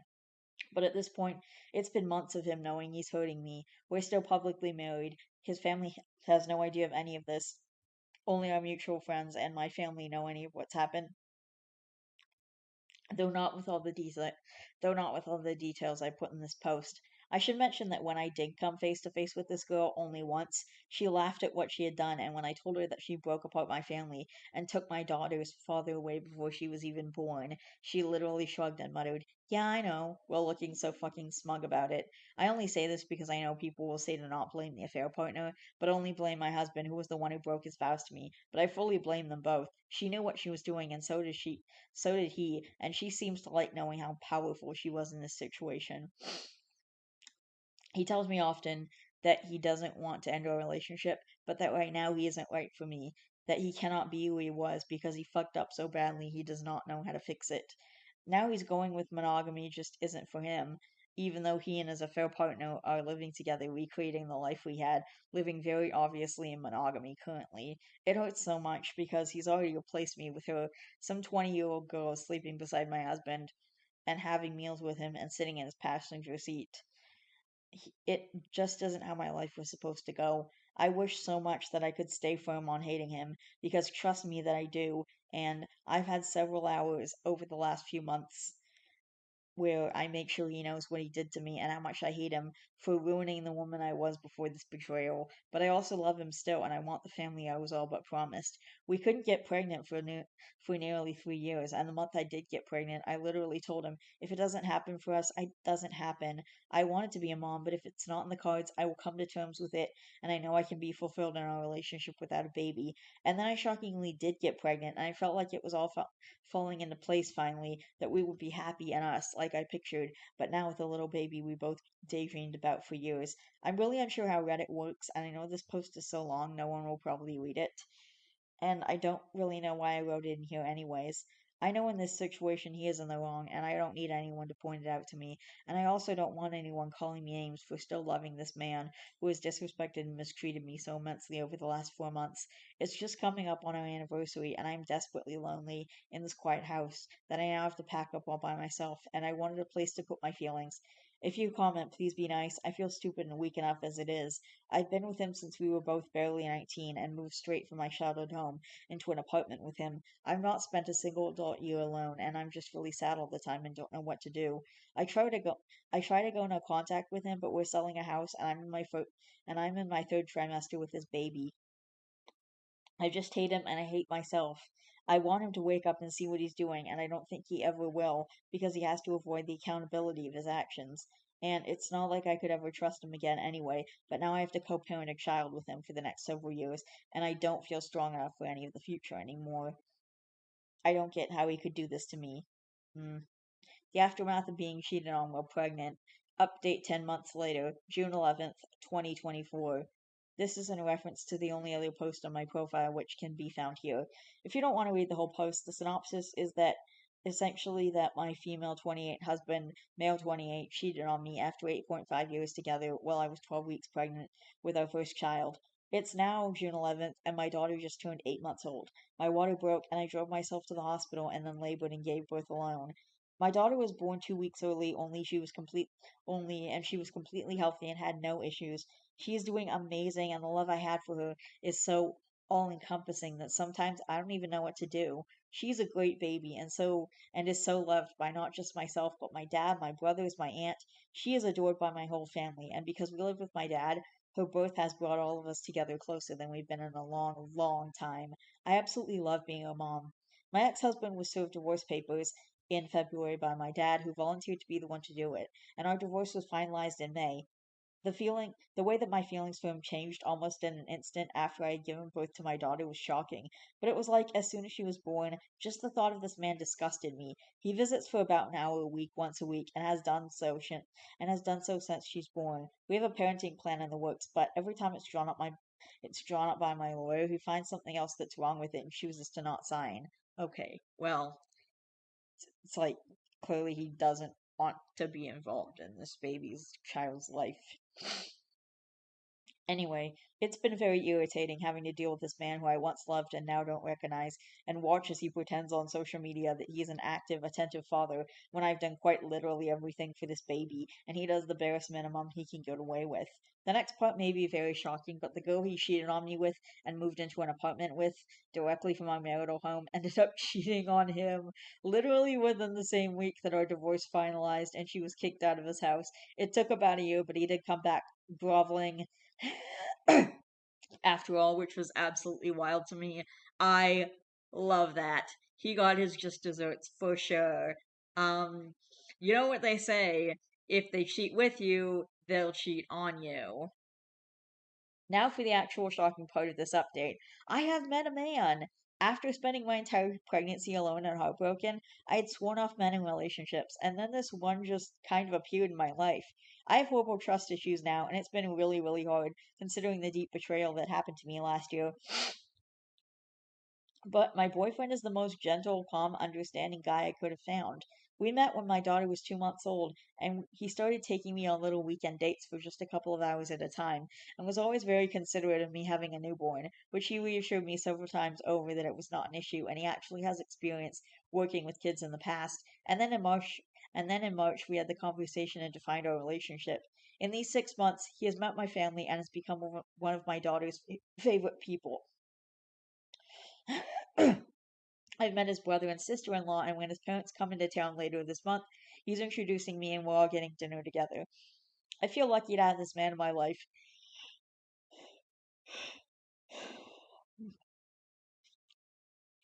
And a stable father figure for my daughter, and I'm really hoping he is actually who has been showing me he is.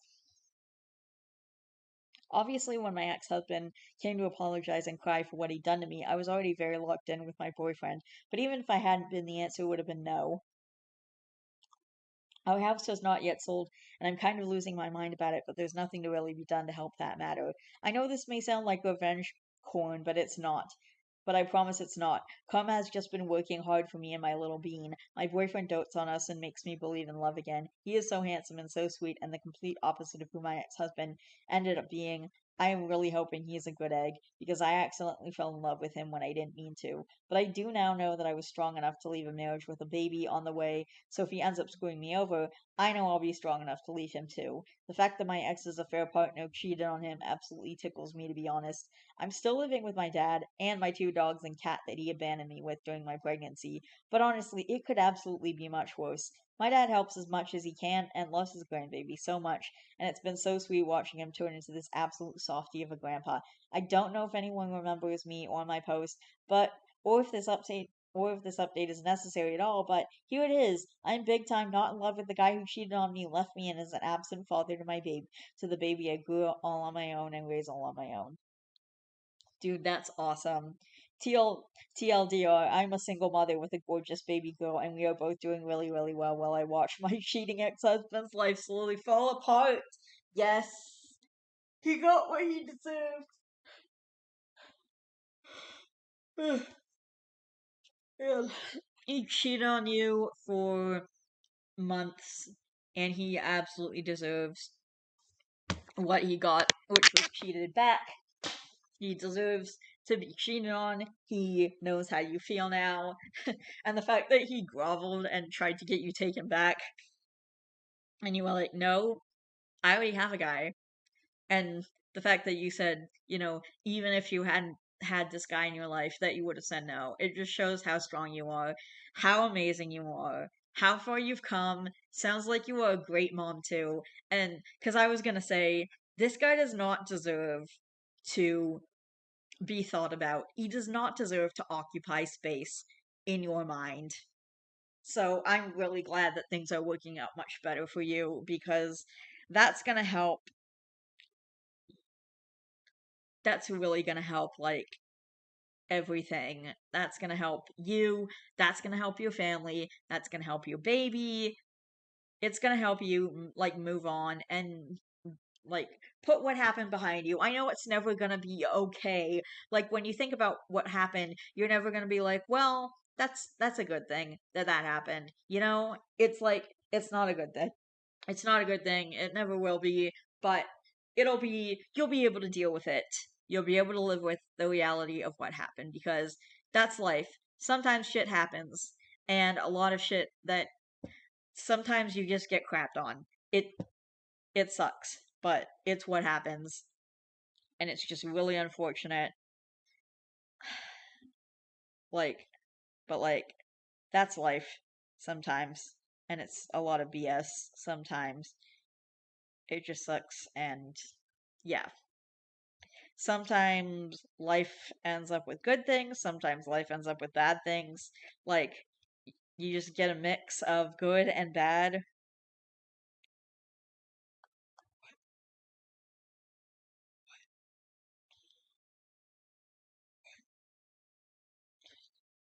But like, yeah, come on. I don't know. Sometimes things just happen. Sounds like you're doing a lot better for you and for your daughter.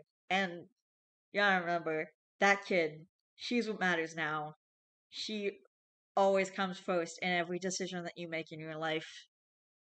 Being a parent, that's what it is. That's what it is. Putting your child first in every decision in your life. Being like, is this good for my baby? Getting back together with your ex is not the right choice for your baby. And frankly, not for you either. not for you. He treated you terribly. He treated your child terribly, and sounds like he's continuing to treat your child terribly. He's just continuing to be a terrible person. Like, the way that he's treating your daughter, it's not okay. The way that he treated you, it's not okay. And I'm glad you were able to realize that. I'm glad you were able to see that. I'm glad you were able to leave him. You're very strong, OP. I just want to say, you're probably never going to see this video. You are very strong, OP. I wanted to say that. Congratulations in being strong and doing the right thing for you and your daughter. And it sounds like you love your daughter, and that's going to be amazing to watch that baby grow up because kids are amazing. Like earlier in the video, I said I probably still want a kid someday. Like, not today, because I can't manage it with, like, I can't manage it money wise or probably mental health wise. I don't know. I still might have a kid someday. There are ways that I can get a kid in the future, but I don't know. I'm always leaving the door open for a kid. I'm never closing the door on possibly having a human child someday. I got my stuffed animals. That's good for now. That's enough. I love them. They're amazing. But and then in the future, who knows? But yeah, raising a kid is just an unforgettable experience. I don't know. And it's amazing. You're amazing, OP. I'm very happy for you. I'm really happy for you. Honestly, nothing else matters when you have a kid in your life. You're like, yeah, all that bad shit that happened to me, it happened. But you know what? The future is about this baby, this beautiful child that I have right now. That's what the future is about. Alright, I'll be back soon, later, or like tomorrow, I don't know. Hey friends, I'm back, and it's the next day, and so I'm gonna do a couple more Best of Redditor update stories, and then that's gonna be it. So, this video might not be as long as my other ones. It's also not gonna be as long as I wanted it to be, but I really want to make sure this goes up, like, tonight or tomorrow, so I'm just gonna have to cut it short this time, but hopefully there will be another video next week and a couple more videos as well. And I am gonna do my 100 subscriber video. I just don't know what I'm gonna do for it. If you guys want to leave some ideas in the comments below, you can. I have no ideas right now, and no one like commented anything. Like, well, God of Fuck said I should get a 100 candle birthday cake, which I can't do for a couple reasons, but like, um, but ultimately, I think I'm gonna do something special for my 100. I just want to make a special video for you guys, and I don't know what you guys want as far as that goes, so I don't really have any ideas, and no one's giving me any ideas, so I mean, I'm probably gonna get something for myself for my 100 subscriber special, but I also wanted to do something for you guys, I guess. I don't know, like a subscriber special, but no one left me any ideas for one, so anyway. I, 30 female, promised my dying friend that I would regularly visit her disabled son, 50s male. Now my husband, 30 male, wants to move across the country, but I feel too guilty. I'm not the OP. Blah blah blah. Trigger warning, death, cancer, and feelings of abandonment. Hmm. Original post, November 29th, 2017. This was written a really long time ago. Wow. When I was in college, I got a job looking after an elderly couple's middle aged, disabled son, John, on afternoons and some weekends.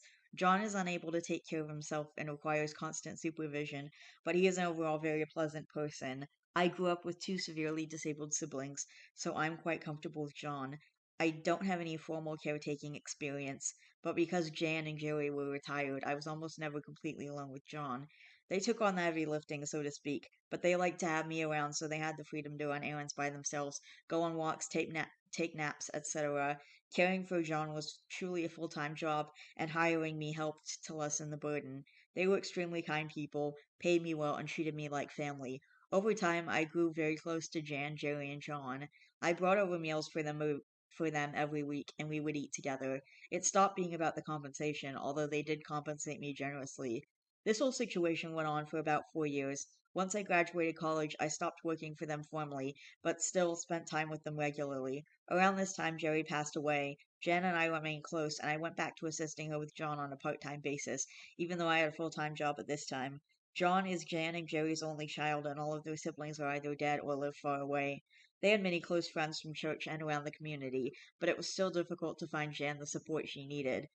About a year after Jerry passed away, Jan was diagnosed with cancer. She continued to care for John full time, even while battling cancer and undergoing treatment. But eventually, as her disease continued to progress, she moved John to live in a full time assisted living center. Towards the end of her life, we visited him together, and she expressed her fear that he would have no visitors and become depressed after she passed away. She asked me if I would continue to visit him regularly, and I agreed. She told me this was her only dying wish. Jan passed away over 3 years ago, and I have remained a part of John's life ever since. I visit his care facility that is over an hour away at least twice a week because it is important to me to uphold my promise to Jan. However, my husband recently received a once in a lifetime job offer across the country. We are talking thousands of miles away. I'm so happy for my husband, but I can't seem to get this awful pit out of my stomach. If it wasn't for John, I would have absolutely no hesitation moving away, but I can't let go of my overwhelming guilt. John really does have no other friends. John really does have no other visitors. If he's lucky, a church friend will come once every 6 months or so. If I leave, he will be alone. Yes, he has his caretakers, but they care for dozens of people each day. Most of the other patients in the care facility are far less amicable and pleasant than John is, so he has difficulty making friends. Personal connection is just not there, and without it, I worry he will regress. I really don't know if I can move across the country in good conscience, but I know refusing to leave could jeopardize my marriage. Do I have any options legally if I wanted to pursue moving John to a care facility in my new city? Money is extremely tight, so I can't fathom hiring a lawyer or taking on any personal financial responsibility over John, so I just don't know, but I just don't know what to do. Sorry for the length. Too long didn't read. I promised my dying friend that I would regularly visit her disabled son in his assisted living home after she died. I'm his only visitor. My husband got an amazing job offer on the other side of the country. I can't come to terms with breaking my promise. Edit. Thank you all for the overwhelming amount of replies. I never expected this post would receive so much attention. I'm still sorting through my feelings, but I have to accept that it would be crazy to put my life on hold just to be there for John. Thank you for all the amazing suggestions. I'm going to get John a tablet and plan bi-weekly video conversations. That idea never even occurred to me. We'll start video chatting before I leave so he has a chance to get used to the new form of communication, in conjunction with the usual in-person visits, of course. I'm also in the process of working with this church to find him more visitors. Thank you all so much. My husband thanks you. In response to the question over who has power of attorney over John, to be completely honest, I don't know. I would imagine it's one of her aunts and uncles. That it's one of his aunts or uncles. That worries me, however, because they are all in their 80s and 90s. I have a lot of unanswered questions about John's future, but I do know Jan and Jerry plan well financially, and he has a large trust. I'm going to talk with the staff at his care facility and see if they can give me any additional information. And then there was an update June 24th, 2018, 7 months after the original post. Last time I posted, I was overcome with guilt about the prospect of leaving my disabled friend to move across the country. I honestly couldn't tell you the amount of hours I cried over the situation. It opened up so many cans of worms. Before this, I was living on autopilot. Coming to terms with the situation made me realize that I'm still grieving my parents. I still feel guilty about not putting in enough work taking care of my disabled siblings, therefore putting the burden on my parents. I feel guilty about not visiting my siblings more. I miss Jan and Jerry terribly. I miss when I was younger and everything seemed so much easier. I didn't want to leave my home of 30 years, but I knew I had to. I was so scared of letting my husband down. I just had so many emotions tangled up in my promise to Jan, my commitment to John, and the prospect of moving thousands of miles away. I received so much great advice on my post. I know I didn't reply to most of the commenters, aside from a few special PMs, but I can't really put into words how much all the support meant to me. It helped me. It really helped me when I was in a low place. So here goes with the update. My husband and I bit the bullet and made the big move this February. Before I left, I bought John a tablet and we practiced video calling 3 or 4 times. Honestly, it didn't work very well. He didn't seem to connect with me as well through Skype. He was distracted, irritable, and he didn't seem to recognize it was me inside that tiny computer. The last time I visited him, I was heartbroken. I gave him a huge hug and a kiss. He's not normally super into physical contact like that, but he took it really well. I gave him a care package of some of his favorite candies and treats, and he was really happy. It was so bittersweet. I can't say I ever really felt confident in my choice. We continued with video calls biweekly until about 2 months ago when I received a call from his treatment facility that John passed away after choking on a plastic game piece. I'm still utterly devastated. He was one of the most special people I've ever known, and it's hard to accept the reality of him really being gone. It's still a shock to me just typing this out. I know Jan and Jerry believed in heaven, so I like to think that they are all together, happy and at peace now. I miss all three of them very much. I can't thank this sub and my professional licensed therapist, Lowell, for the support. I know this is a really depressing update, but I wanted to thank all of these commenters on my original post for a while, and it seemed fitting to make a final post. Top comment: John's mother was asking for you to do what you could to make sure he wasn't all alone without her. You went above and beyond to do all you could to not only check in on him, but to treat him like family, to the point of almost putting him before your own husband. I can't imagine that's what John's mother would have intended. She certainly wasn't expecting you to have to spend decades of your life tied to caring for John for her sake. I'm so sorry that John passed away. I'm sure his mother would have been so overwhelmed with the care you showed for him, and through him, for her and her memory. I'm also sure that John would be incredibly grateful for how amazing you were with him. Neither of them would have wanted or intended for you to give up your life to make his a little better. You should be so very proud of yourself. Very few people would have given as wholly as you did. I really hope you didn't beat yourself up for moving away, as you absolutely did the right thing. You're clearly a very thoughtful, kind, caring person, and I wish you all the best, as it's what you deserve. This is a repost sub. I'm not the OOP. Oh, this is heartbreaking. John was fortunate to have such great parents and a wonderful person in his life. His passing was unexpected, but I am glad OOP went above and beyond to make him feel loved until the end. OMG, when reading about how he passed, I was thinking he choked on a piece of candy that someone gave him. I was already feeling sick for OOP. Obviously super sad that he passed so unexpectedly, but glad that's not another guilt she had to bear. I genuinely did not expect that ending, and I'm now gutted. OOP went above and beyond, and I'm so glad John wasn't alone for the rest of his days. I hope she's been able to find peace since this was written. If John never died and OP never moved, COVID in 2020 would have been hard for them all. Maybe the best outcome was her moving, etc. Didn't even notice that this was back in 2018, but that's a really good point. COVID really would have made that whole situation unbearable for all involved.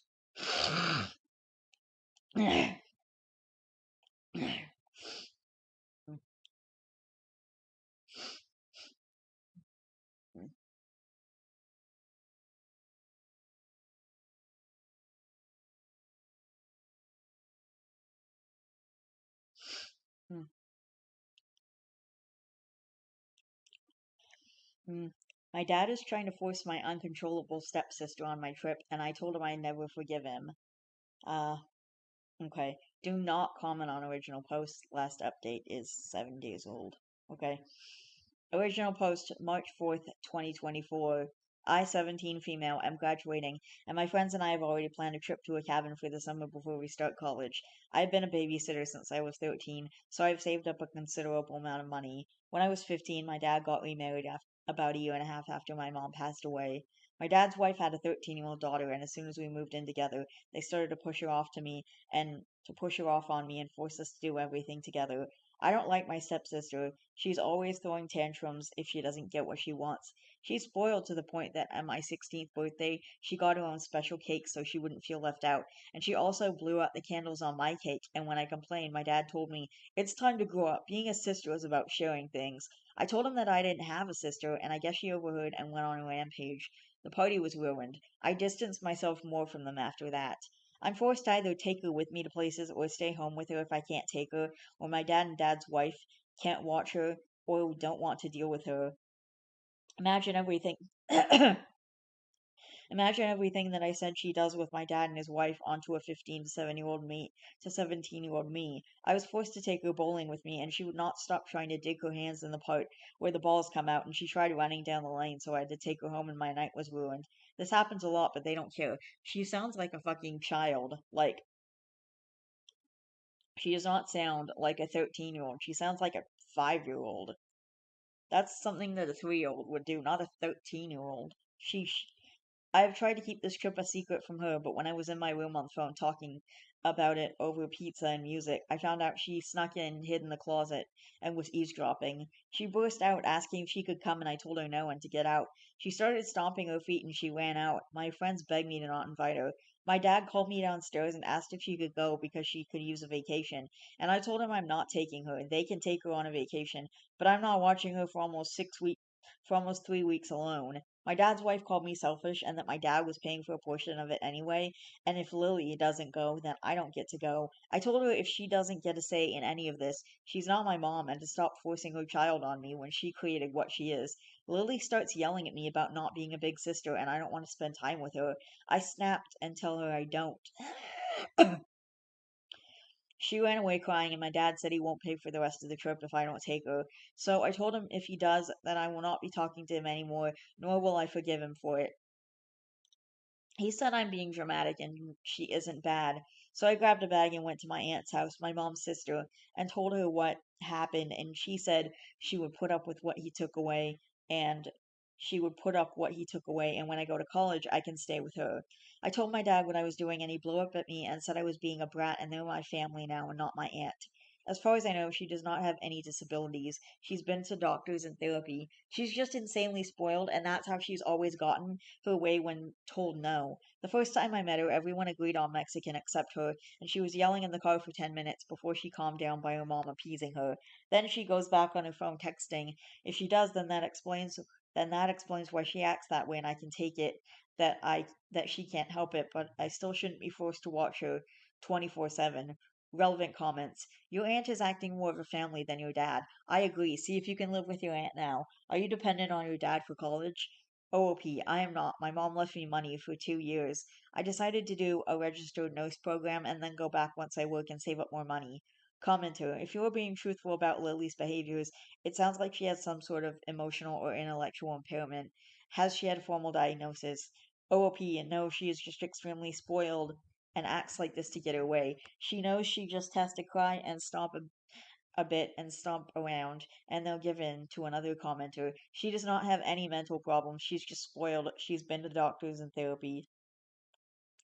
And to a downvoted and deleted comment. I don't have nor did I want a sister. It's not even like they tried to slowly bring us together. They forced her on me. She constantly throws tantrums, so if any small thing is about me, she needs to be the center of attention. She may be a child, but she is not my child, and I shouldn't have to have had to become a parent because of my dad's wife's lack of parenting. Commenter, how far away from 18 are you? I would slowly start moving important things to your aunt's house and then move in the day you turn 18. Make sure you let your school know not to contact your dad anymore and that you are living with your aunt. OP, I turn 18 in September. I have read the comments and I'm making lists of everything I need to get and to put at my aunt's house. On being the bigger person. I don't have to be the bigger person. I'm tired of being neglected and having her forced on me. I'm going on this trip without her, and if that ends up with me not talking to my dad anymore, so be it. He's the adult and the parent here. I completely agree with that comment. It is not on her to be the bigger person. Her dad is the one making trouble here. Her dad and his wife are absolutely the ones making trouble here. OP is a child, still a child. She may be 17, but she's still a child, and yeah, she's not responsible for taking care of her younger sibling like all the time. And yeah, for no, she's not responsible to be the bigger person in this situation. And the kid, this stepsister is acting like a freaking baby. She needs to stop being so freaking spoiled. It is not someone's responsibility to be the bigger person when the other person is acting spoiled and entitled. Like, no, it's not your responsibility then. Update post August 30th, 2024, almost 6 months later. I know a lot of people wanted an update to my last post, but I can't post a link so you can go to my profile to see it. The trip happened and I did not end up taking her like I said I wasn't. From the time that I posted that up until the time that I left, the household was very tense and awkward. I left the household was very tense and awkward. I was not speaking to any of them. The only person I had to confide in and talk to was my aunt, and I'm so grateful for her. My dad still thought that I was going to bring her along on the trip, and I kept telling him that I am not watching her and she is not coming with me. The morning of the trip, we left at like 6 in the morning.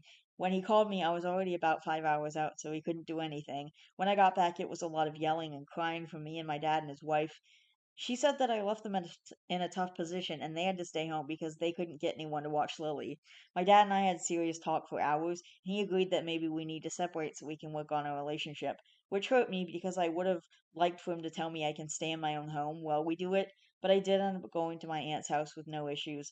My dad and I started family therapy with just the two of us. His wife was pretty upset he was actually listening His wife was pretty upset he was actually listening to me and was seeing where I was coming from. Right when we were getting good and building a better relationship, I came over for dinner and he asked if we could integrate his wife and Lily into family therapy, and I told them I had no interest in having a relationship with them. She called me a selfish cunt and that I need to be grateful that she let me stay with them after she moved in. I waited for my dad to correct her and he was silent pretty much, so I left, and I haven't talked to him in almost a month. He keeps showing me that he will not be on my side. So to wrap things up, the cabin trip was so much fun. I've never felt so free from a burden. The trip was in June and we were there for almost a month. We ended up extending the trip. When I was packing for school, my dad came to visit, and I guess his wife called and he had to lie about where he was because I guess she doesn't want him to see me. So I told him we don't need to have contact right now or continue therapy because it's clear which part of his family he cares more about. I don't know what's going to become of my dad, and right now I don't care. I'm focused on school and studying to become a nurse. I don't want any negativity to ruin this experience, but I'd be lying if I said it doesn't hurt when I don't have a parent to experience this with. But my aunt says she is a surrogate mom, and to share all my worries and successes with her. I am currently in my first week of college, and the amount of freedom I feel here is also so new. I am a little overwhelmed, but I'm in an honors club. I also am in a creative writing slash book club, and the friends I have made are so amazing. I'm currently living on campus and I've never been better mentally. I'm getting separate therapy to deal with my mom's death because that was never offered to me by my dad. My aunt has truly become a mother figure to me. Being 2 states away from her is really hard, but I can't wait for weekend visits and holiday visits. Also, another thing then is that I'm going to be a godmother. My aunt was told at 22 that she would never be able to have kids, and she is currently 4 months pregnant, and I'm so excited because if anybody is going to be a good mother, I know it's going to be her. When she came to visit and tell me, I think she saw I was a little worried. I told her I am so excited and happy for her, and nothing will change that. But she's the only family I have right now, and I don't want to get left behind like I did at home. And we cried, and she promised me that she was filling in for my mom, and she will be there for the rest of my life, whether I like it or not. I'm planning the baby shower, and I can't wait for the baby to be here. But yeah, that's it. Thanks all for checking up on me and for giving me encouraging words. Relevant comments. I just don't understand how your dad doesn't see that Lily is a massive problem if they have to hire a babysitter at her age or being 15, and they were stuck at home with her as a result. OOP, he doesn't want to see it or he does and cares more about keeping his wife happy. Commenter, also, what do you write about in this writers club? OOP, bring in work you have written and share it. Write flash fiction from the same prompt. Write poems, watch videos or lectures about writing techniques. Talk about writing contests or places to submit stories.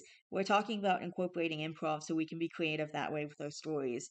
I feel like you should have set some better boundaries instead of just giving up.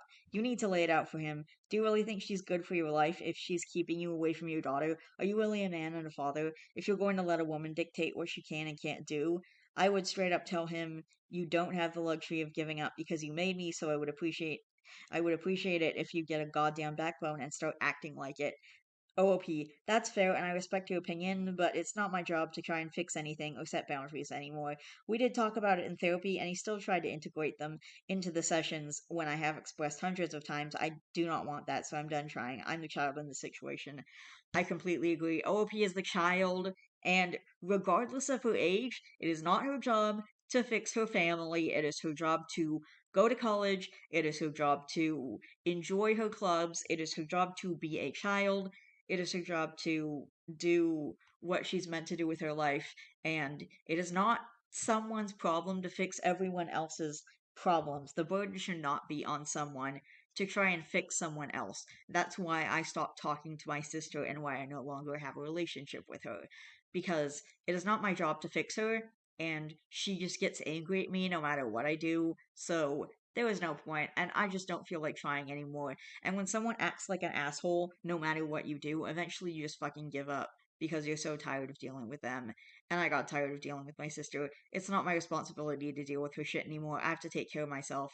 And part of taking care of myself is not having a relationship with her right now.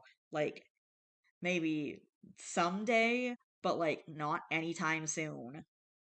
Anyway, to not be able to go anywhere because you have a 15-year-old who cannot be left alone for a few hours. That child needs therapy and better parents. She will be dependent upon her mother and stepfather for life. I'm really looking forward to seeing how long that marriage will last now that OOP is no longer there to be their buffer. My take is that the dad eventually says out loud something to the effect of how sick he is of his stepdaughter to his wife, or he actually shuts the stepdaughter down for once, and the wife says something like, "How dare you," or just give her what she wants. This repeats a couple of times until they divorce, or the dad becomes eternally crotch bound to the woman. It's the age old battle of divorce slash widowed father versus magical vagina. Right? I guess she must be smoking hot or an animal in bed because she actually seems like a harpy and trash human being. How did these toxic people get committed relationships so easily? That's what I would like to know. Wait, what? That is what I would like to know. I think it's the fear of being alone rather than any sexual pleasures that uh I think it's the fear of being alone rather than any sexual pleasures that are driving this dude. That would be my guess as well. I know someone in a relationship like that, how she fears being alone more than putting up with a slug. Okay. Hmm. Men are generally attention starved. As long as someone shows interest, most average guys will be enamored. Obviously, this doesn't work on guys who can actively, passively attract attention, but that isn't most people. That little bit of attention can cause guys to look past many red flags.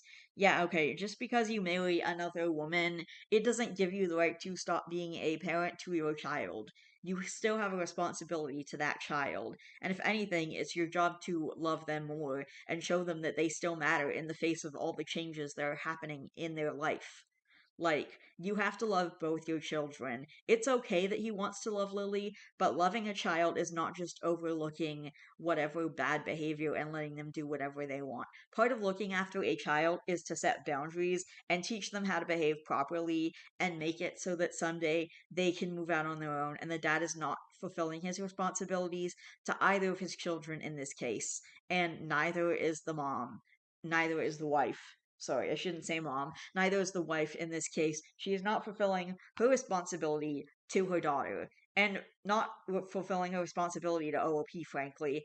And yes, I am one of those people who thinks that if you marry into a family that has other children, you should be prepared to treat those children like your own children. And if you're not, you should not be in the relationship with someone who has kids. You go be in a relationship with someone who does not have kids and you don't have to deal with that responsibility. But if you marry into a family where the other person has children, you need to be prepared to be a parent to those children and treat them like you would your own kids.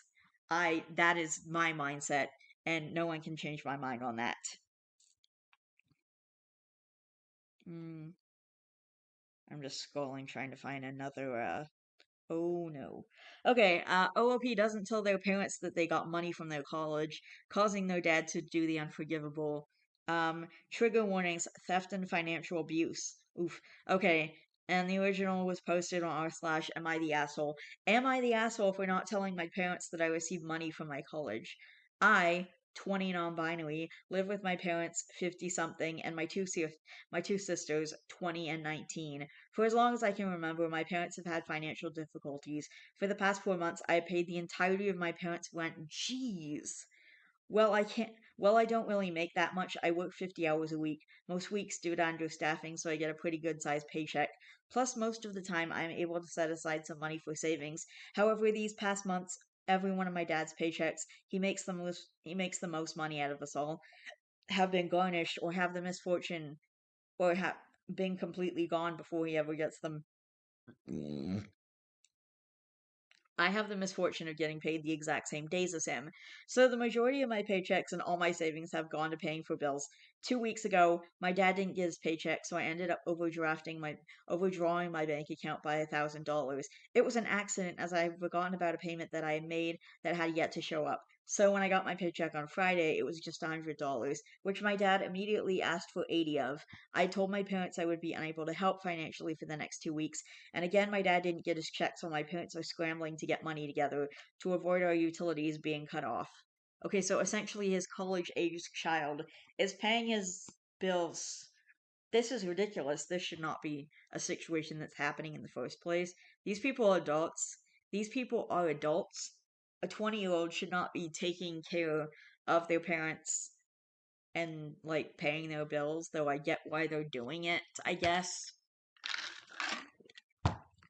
I mean, if I could, I would probably do the same thing for my mom, gonna be honest. But I also just acknowledge that this isn't OP's responsibility. And if I was doing something like this for my mom, but then I told her I wasn't able to help her because of money issues, she would understand if she wouldn't pressure me to help out even when I couldn't. Like, um, anyway, my parents are scrambling to get money together to avoid our utilities being cut off. My college does this thing. I don't know if every college does this or not, where you pay the full amount of your tuition, and then at the end of the semester you get the amount of scholarships and financial aid paid to you.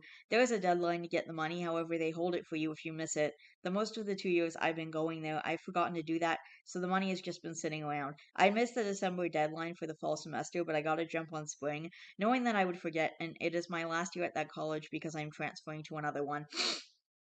I promptly forgot about it. Well, on Friday, I received an email from the bank system my college uses that I will be receiving the money. I shrugged it off because most of the time I receive my money from that kind of stuff really late. So when the email said 1 to 2 business days, I was thinking it would be in June. So imagine my surprise when I see that that day it was in my account. Also, considering that it has been sitting there for 2 years, it is a fair amount. I am by no means rich or anything, but it was certainly more than I had been expecting. I paid a bill that I just haven't been able to, and the majority is just sitting in my bank account. It's been 2 days, and I haven't mentioned anything about the money. My parents never even knew I was getting money from my college due to my forgetfulness. I know that this money could help make sure that none of our utilities are cut off, but I can't seem to bring myself to tell them. I'm moving out soon, so this money could go towards giving me some breathing room or go to my classes this summer, so I really want to save it and not say anything, just let my parents assume that I only have $20 to my name. However, if the utilities get cut off, then I will be affected as well. I feel like such an asshole for not telling my parents about the money. I know that I'm just being selfish, but I'm so tired of every penny I make going towards my family's bill. I know my mom feels extremely guilty every time they do this, but it is something they have to do to survive. So am I the asshole?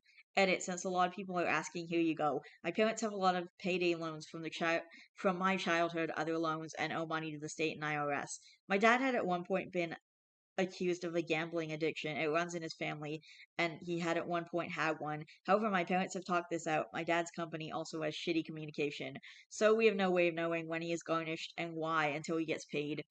Uh, Everyone does work, but me and my dad make the most money. My mom works a minimum wage job. My sisters work part-time minimum wage jobs. My mom and 20-year-old sister do help pay the bills. My little sister, however, does not. She is the type that has a little bit of money and goes wild. My parents pay for a lot of her stuff without ever seeing a dime for it. My parents are trying to stop that, however, it is extremely difficult due to other factors that I will not get into on this post, as it has nothing to do with money. The reason I make a lot of money is because I am a lifeguard, and due to the lack of them, we are paid intensively. As, ma- as many of you have suggested, I am moving out. I am moving to a different city this summer for classes. I honestly don't think I need to go to such extremes as some of you suggested. My bank account is separate from theirs, so we do use the same bank though. My parents do not try to sneakily get my money, and the few times my dad has, I have called him out and berated him over it. My mom also feels extremely guilty about the entire situation, and as such, I don't see her doing anything underhanded, and my dad and I have strict guidelines with him. I do have a ton of notifications on for both my credit card and bank account to the point of $1 getting spent. I will know. Also, no, I will not be getting back the money that I have given to my parents. I'm not even going to try. I'm not going to be another thing that they have to pay off. However, some of your suggestions I will follow. My parents are aware, and I will remind them when I leave that I will not be able to pay things when they leave, as I will be both reducing my hours at work and having my own bills to pay, such as school and for the apartment. Relevant comment. Not the asshole. You are technically paying for school yourself, right? The student loans and scholarships are all in your name, so that money is yours. Put it into savings. Use it to buy textbooks next semester. If it's money left over from your student loans, you'll technically have to pay it back when you start paying your loans, so you might as well use it as you please. I received money back from college for a few semesters, like $600 per semester, but at that time my parents paid for my tuition only like $1,500 per semester at a community college. So I just paid them back that money since it was theirs anyway. But when I started paying for myself, I kept that money for myself. OOP, I pay for college out of pocket. I don't have student loans, and no one else has paid for my tuition, so it is absolutely my money. Okay, update one is a different post, but still connected to the same story. Will I be the asshole for going no contact with my dad and technically being responsible for my parents' divorce? And this was posted May 27th, 2023, 13 days after the original post. So I, 20 non-binary, live with my parents and two sisters for now. I am moving out next month. So my dad decided to play a joke on me. He took my card and took out 90% of the money in my checking account. For those wondering about the college money I got from a previous post, it is in another savings account, so that is through another institution, so it is safe. He then put my card back in its original position and went to work. Work is in quotes. He did all of this around midnight. So I woke up in the morning to most of my money being gone. My first thought was that my dad took my card without asking, but my card was still in my wallet, exactly where I left it. I had thought that someone had cloned my card and guessed my PIN. I sent off a quick text to my mom and to call my bank. I spent a while doing that. I was so anxious, I was practically sobbing, and I'm not a person that really cries. That money was my deposit and went for June. I then went into the living room and heard my mom arguing. I couldn't hear much, but I heard my mom exclaim, "What made you think that was a good idea?" Instantly, dread filled me. I walked up to my parents' room, and my mom was arguing with my dad on the phone. According to my dad, he found our cat playing with my card. He decided to take it and remove my money to teach me a lesson about leaving my card lying around and then go to work. My dad apologized to me, and I just handed the phone back to my mom and stormed out of the room. My dad had pulled something like this to me before, except he took all my money and then lost it. Lost it is in quotes. My dad claimed that he took the money to teach me a lesson for leaving my card around my family. Later on, he told me in private that he took it because he knew I was lying about the amount of money I had. I've been saving that money for a medical thing, so I was hiding it because my family is always in a state of financial distress, and he would ask for it if he knew that I had it, and I was just done being a constant pain. Anyway, there were clear flaws in the story he told us. First, that I had my card and it was in my wallet exactly where I left it. That was a whole separate trip from going to work. Also, neither my wallet or my card have any sign of damage. My dad works out of city, which is a 1.5 hour car ride from where we live. My mom said that she will drive me to my dad's work where we will pick up the money. We don't trust him to have it until he is done working due to what happened last time. He protested, saying that that will use too much gas and that he will drive down instead, as that will use the same amount of gas. This ultimately leads to my mom practically having the confirmation that he has started gambling again.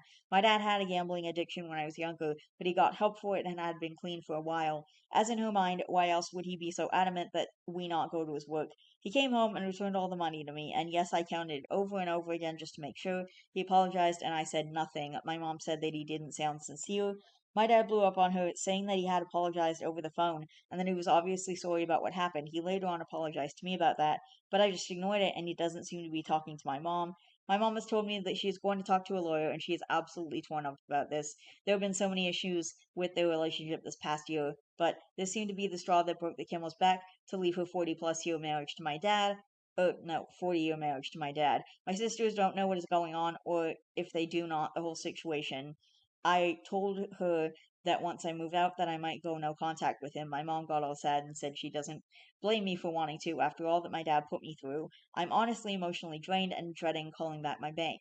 My mom had this great weekend planned for us, but now there is an overwhelming feeling of dread and tension over everything. I was actually going to finally do something for myself that I finally worked up the nerve to ask my mom about, but that had to be canceled. Honestly, if it wasn't for the fact that I'm moving out soon, I would have called my friend and moved out today. I'm just done with my dad and I'm done with this situation. At the same time, I feel such an overwhelming guilt. I know that I did the right thing, and that I had to tell my mom and protect myself financially, but I don't now. I feel responsible for my parents separating, and me and my mom are the only ones that know that even though my dad made his choice, the fact that I still love my dad and I still want a close relationship with him like I never had, yet I can't even imagine ever talking to him after he put me through all this. I also feel like I'm too emotional and hasty to make these decisions, as all of this just happened today. Maybe I just need confirmation that I'm doing the right thing, so will I be the asshole? Another relevant comment. Not the asshole. Your dad stole from you. Change your PIN number and passwords on everything. OOP. Oh, absolutely. I reached out to my bank, thinking that someone copy my card before I found out it was my dad. I'm getting a new plan, new card, new PIN, new card, and account information. Everything is being changed. And then there was another update. June 11th, 2023. I know it's been 2 weeks since my last post, but a lot has happened since then. My parents are getting a divorce. I have mixed feelings about this. My mom has started to track my dad. I know invasion of privacy, but it was the only way to know for sure. Multiple times, the tracker has put him at a casino where he claims he's working when he claims he's working. My mom has figured that he's been getting his paycheck 2 days early and not telling anyone. My mom called a lawyer last Wednesday to talk about her next move. My dad isn't fighting it, which is honestly destroying my mom. Yesterday, we got an eviction notice that we have to be out by the end of the month. This has happened before, but my dad has always explained it away. Apparently, my dad, hasn't paid the rent in 4 months. My dad hasn't said anything about this. He now sees we are all seeing through him and his act. My mom and younger sister are going to live with my maternal grandparents, and me and my other sister are moving out to our own apartment at the end of the week. This makes me extremely angry and because my parents got the money from me to pay for the rent. Instead, it was going to my dad's gambling. I did a calculation for how much I gave them this year, and I am horrified that is over $10,000. All my savings for college, so many of my paychecks that I've given up to help my family, has actually gone to my dad's gambling addiction. I feel so used and like a fool. I feel so betrayed. My mom has told me that she doesn't want me to go no contact with my dad. She wants to hold family dinners once everything is settled down and she has a place and she is going to invite my dad. My mom still loves my dad and keeps saying that he is sick. I know this. I know he isn't well, that he has lost control, but I don't know if I can keep him in my life. He used me and manipulated me. I feel less like his child and more like his walking bank account. He broke our family, and even if it is because he's sick, I don't know if I can put it past me. I know that it would destroy my mom to cut my dad out of my life. I know you guys said I'm not the asshole in my last post, but I feel like one. I might add more later as I have to go to work. Edit, adding some details I forgot about. No rush to go to work. One of the reasons that my mom is going to do these dinners is to give my dad a reason to get help. I honestly don't think that will work. First, my father is rarely with us or does stuff when he lives with us. I doubt he will go. Second, if the looming threat of divorce didn't kick him into gear, I don't think weekly dinners will. I have a really good relationship with my mom. So I do want to go to these dinners to spend time with her, but I don't know if I can face my dad if he does decide to come. My mom wants me to have a good relationship with my dad, which is why she doesn't want me to go into contact with him. Also, some of it is likely her guilt for the situation and the fact I tend to be the person she goes to for help. Also, a lot of you have been confused by me saying being responsible for their divorce. Like I said, it was an update to a post that I made previously. If you want all the information, go look at that post. But the rundown is I woke up and saw that someone stole my money. I told my mom and she figured out it was my dad. My mom realized that she needs to divorce my dad due to him lying about what happened. My mom has never told me that any of this was my fault. It is how I was feeling in the moment, and I have since gotten over that guilt. Many of you had said that I should try to get the money back from my dad, but I'm not sure. I made the peace not getting the money back. I'm not going to take him to court. My life is already crazy enough without worrying about court and worrying about my dad's gambling addiction. Not to mention, I really don't have proof that I could show the court as I just gave the money to my mom. I never made any comments digitally what the money is for, so it will absolutely fall apart and become a he said, they said. And honestly, I don't want to deal with that. I just want to move past this. Update 3. Am I the asshole for not wanting my dad to live with me? And this was July 1st, 2023. So I, non-binary 20, live in my own apartment with my sister 20 and roommate, male 19. We moved in about 2 weeks ago. Due to events in one of my previous posts, me and her are the only ones in my family not homeless. My dad has been living in his car and staying in hotels when able. Oh no, what happened to the younger sister? My dad has recently been hospitalized for a multitude of reasons. No, I won't go into detail. He is going to be released some of the medical advice that is going to be given to my dad. He can't follow due to being homeless. My parents haven't mentioned the fact that my dad's homeless or that they are in the middle of divorce to the hospital. My mom is scared what that would mean for him. My mom has asked me to talk to my roommates to see how they feel about my dad living with us temporarily. I agreed to, but I honestly don't want to have him. This might be selfish, but he would be in my room due to the fact that he works nights. He won't do my sister's room because her room is hyper feminine and is only separated by a curtain from the living room. As I am the one with an actual room, he would be sleeping in my room. Our schedules are pretty reversed, so we would never see each other except on my days off. But I really hate this idea. In our previous house, I had to share my room with my mom because of her working from home. This meant that whenever someone feels like it, they would barge into my room. I finally have my own space that no one could barge into, and not even 2 weeks later it might be stripped from me. Not to mention, I am currently searching for another job due to the fact that I moved to another city and no longer want to commute 3 hours each way, and I have a couple phone interviews lined up for my days off, and I can't go into the living room due to my roommates also having those days off, and I don't like talking on the phone in public. My dad has also not acknowledged that he has done anything wrong. I am also still pissed at him. He can't go with my mom and other sister due to my maternal grandparents hating his guts at the moment. He can't ask anything of his family due to the fact that they are abusive, and he doesn't want to admit how bad his situation has gotten. So this just leaves me and my sister. My dad doesn't already doesn't like our roommate due to sexism and toxic masculinity. I don't think he will act any way that will show it, but I really don't want to place him in a situation where he might have to deal with that. I have yet to tell my roommates as they had already left when my mom asked, and I don't want to ruin their event or have this conversation over text. I'm very sem- I'm very tempted to pay out all the reasons it would be a bad idea for them, so they agree that we can't do it, but so I'm not the asshole, but I don't like the idea of manipulating them. My mom said that my dad probably won't accept the offer, but I'm not sure I can even make the offer. Also, hotels are not the option due to the fact none of us have the money for them, and my dad will likely be paying off this trip for a while. I honestly feel like either way I'm screwed, so am I the asshole? Um, Another relevant comment that this sounds way too big for Reddit to solve. An OOP says, "Unfortunately, Reddit is my only solution because I have no one else to talk to about this situation." Oh my god, update 4. Am I the asshole for not sending my dad a happy birthday text? October 6th, 2023, posted a few months later. So, yesterday was my dad's birthday. He's male 60. I, non binary 20, have been pretty much no contact with him since my last post about him, only really seeing him here and there. My dad has reached out to me once and I didn't respond. Never once has he apologized for what he has done. For the past week, I have been debating if I should send him the above text. No matter what I decided, I wasn't going to get him anything after all the money he took from me. Then on Wednesday, my phone got stolen. I spent most of Wednesday and yesterday trying to find it and come up with solutions so that I can do all the things I need to do. I thought that that was the answer to texting my dad. Yesterday, I got a new phone and was talking to my mom. She texted me that I need to send my dad a text. She always reminds me to send birthday and holiday texts, as I am notorious for forgetting to. I said I will later, as I haven't decided if I was even going to. She then told me that she gave my dad $20 for me. I was shocked. She said all my siblings agreed to send him $20 for a hotel room. We all know he will probably gamble it away. I never agreed. Due to my stolen phone, I was pretty much out of contact, but I had still talked to her through my roommates. She also could have waited and asked if I was okay with it, which I would have said no. I don't think my mom will ask for the 20. She just seemed to do it in my name. Regardless, I was pissed. So I didn't text my dad because I wanted to make sure he was aware that I haven't forgiven him and that we don't have a relationship anymore. I also did it to spite my mom for putting my name on a gift I never agreed to. I was so sure of it yesterday, but now I think I might have just been petty. Am I the asshole?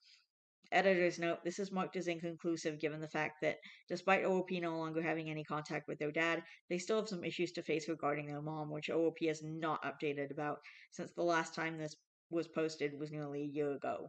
And he's not the they're not the OOP. Good gods, I hope OP doesn't let their leech of a father into their home. When I saw should I let my dad move in with me, I shouted no out loud. The best thing is OP has roommates. In this instance, throw the roommates under the bus and say they don't want another person in the apartment, especially if they aren't contributing to the bills. Roommates won't care as long as dad doesn't come and never leave. Mom giving dad money is on her. OP, you don't have to do anything. When asked, just say we're no contact. I did nothing for birthdays, holidays, etc. when he's involved. I especially won't give him money. Um, did the phone get lost, or did it gain sentience with OP saying Dad could move in and decided to nope the fuck out on its own? I was also thinking about the roommates, thinking about what happens to OP when Dad starts stealing from others. OP really needs to leave this toxicity behind them. They have been financially abused for years, and it will only stay stopped as long as OP doesn't allow their father in their life. If he's back, the theft and lying and needing will fire right back up. Yeah, the likelihood of dad stealing from the non family roommate was the first thing that came to my mind. He will steal again from all of them. It won't just be cash. He will take things to sell them too, I believe. The answer here should definitely be no. Shouldn't even entertain the idea of asking the roommate. Okay. Thank you for this post because I was like, why the fuck are you leaving dad in charge of bills and rent when he's clearly gambling again? Alright, as soon as I read that, I knew he was full of shit. Employees know before the company that they will be garnished. It depends on the garnishment type, but at most they can garnish 65%, and that's only for child support orders. Plus, you can't garnish more than minimum wage.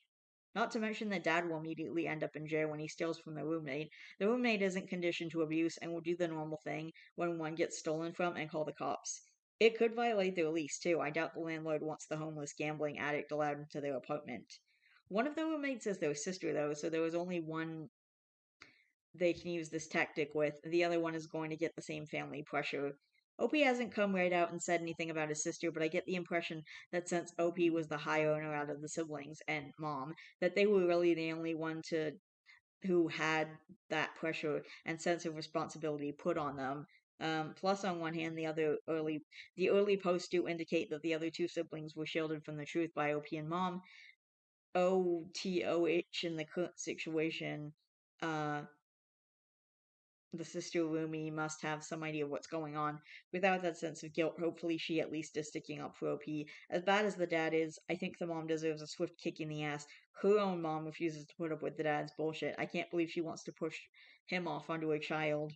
I think it's interesting that sister and OP are presumably twins, and yet the sister is more or less clueless, as if she's younger. Okay. Anyway, it's possible there was a personality difference fueling that. A lot of what OOP said regarding forgetfulness and scholarships screams twice exceptional if OOP started taking the approach of compensating for perceived faults by overachieving in all others from a young age. I could easily see how that could lead their parents to putting more of the pressure on them than their sister. Not that it is in any way OP's fault. It's their parents for choosing to take advantage of their shitty childhood coping mechanisms rather than helping them gain the confidence to handle things healthfully. I've been there, not to this extent, fortunately, but I have described myself in my youth as a chronic overachiever. I had to prove to myself that I wasn't a total mess as much as anything. I hope OOP is able to get more support. I hope OOP is able to get more support. Alright.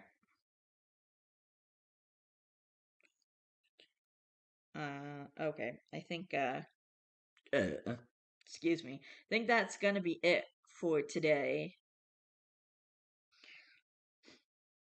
Yeah, I think that's gonna be it for today. Alright, I think we're good here. I love each and every one of you guys. Please don't forget to always be yourself. You are valid. Please don't forget to be good to yourself and others. And I will see you guys in the next video, which should be, I don't know, probably Tuesday or Wednesday or something.